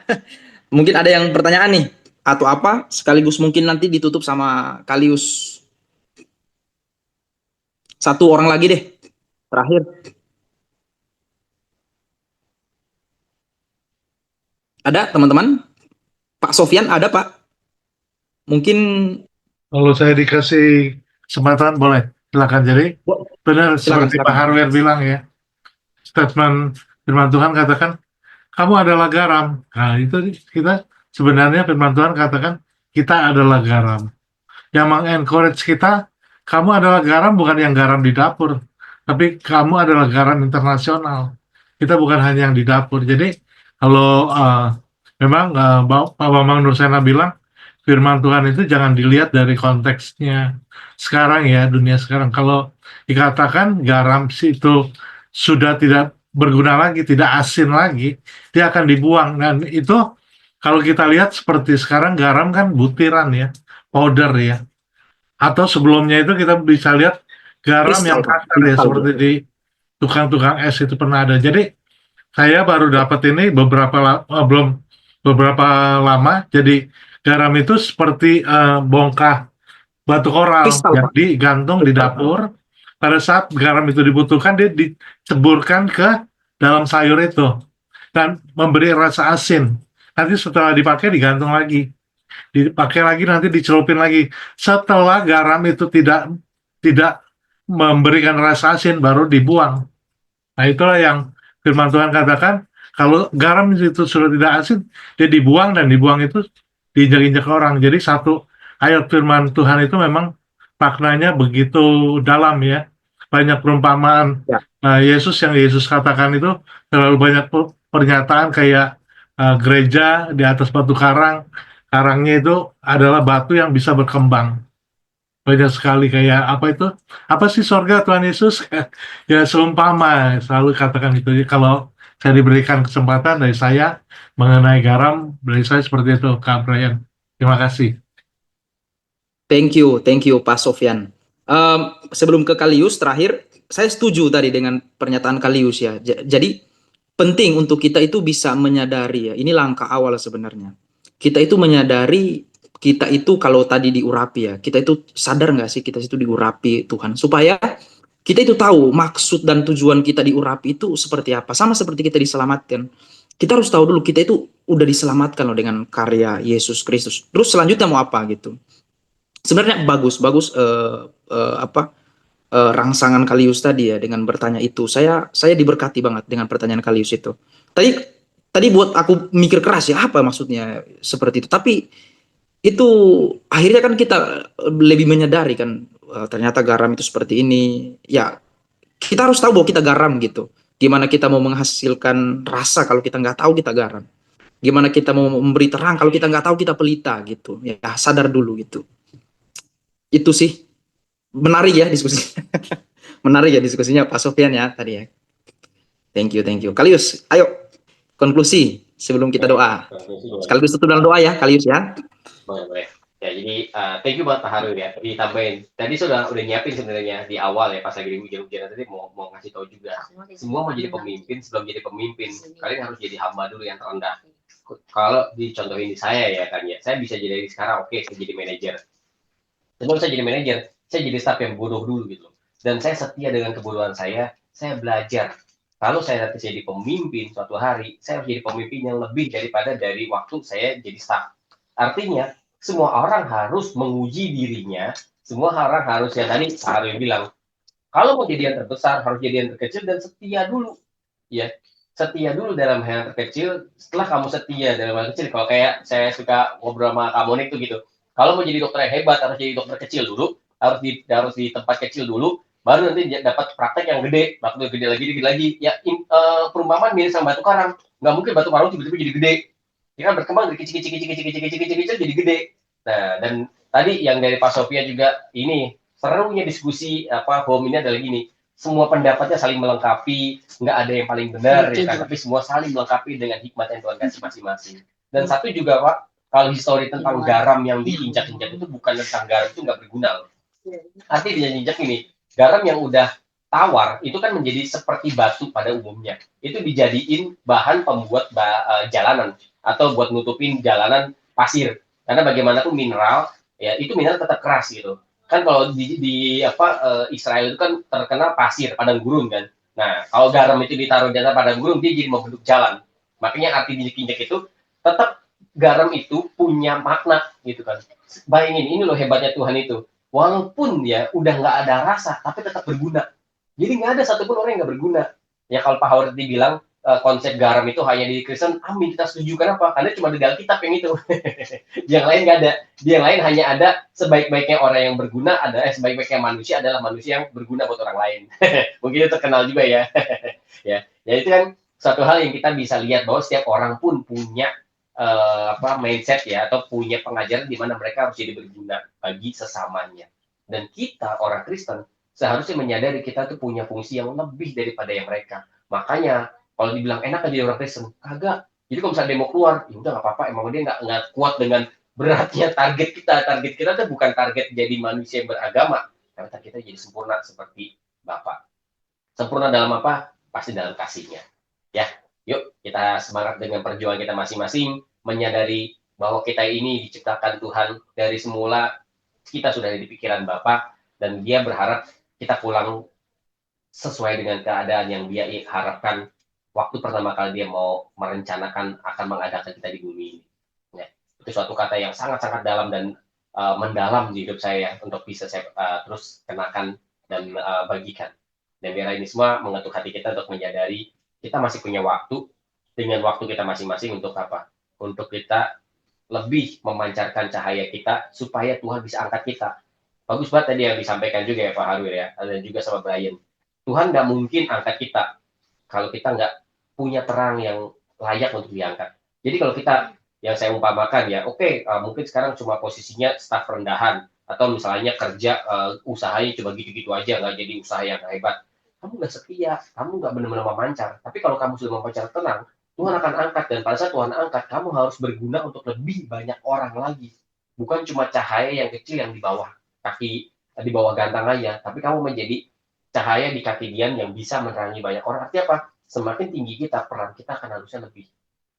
Nah ini, yuk PR kita masih ada, masing-masing selesai dari sini, yuk kita berusaha lebih lagi. Ya, kita tutup dalam doa. Bapak, terima kasih waktu dan kesempatan yang Kau berikan buat kami berkumpul. Kami belajar bersama dari isi hatimu yang Kau sampaikan lewat hamba-Mu hari ini. Engkau yang menyatakan semuanya, dan aku juga menjadi takjub Bapak, Engkau bisa menyediakan hikmat yang sebegini besar dalam hidupku, dan bisa Kau bagikan kepada teman-teman di sini.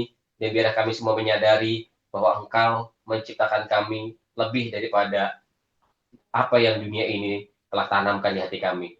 Dan biarlah Tuhan, kami menyadari bahwa kami diciptakan lebih, dan kami suatu hari akan Kau muliakan bersama dengan anak-Mu Tuhan kami, Tuhan Yesus Kristus dalam kerajaan surga nanti. Dan biarlah kami boleh membawa hidup kami semakin hari, semakin lebih konsisten, semakin sempurna, dan kami boleh layak dimuliakan bersama dengan Tuhan kami di dalam kerajaan-Mu. Di dalam nama Tuhan Yesus, kami berdoa dan ucap syukur, dan kami mau istirahat, dan besok kami boleh kembali ke kegiatan kami masing-masing, di tempat kami masing-masing. Biar kami boleh memuliakan-Mu dalam sisa-sisa hidup kami, sampai kami pulang kepada-Mu. Di dalam nama Tuhan Yesus kami berdoa. Haleluya. Amin. Amin. Yuk, foto dulu.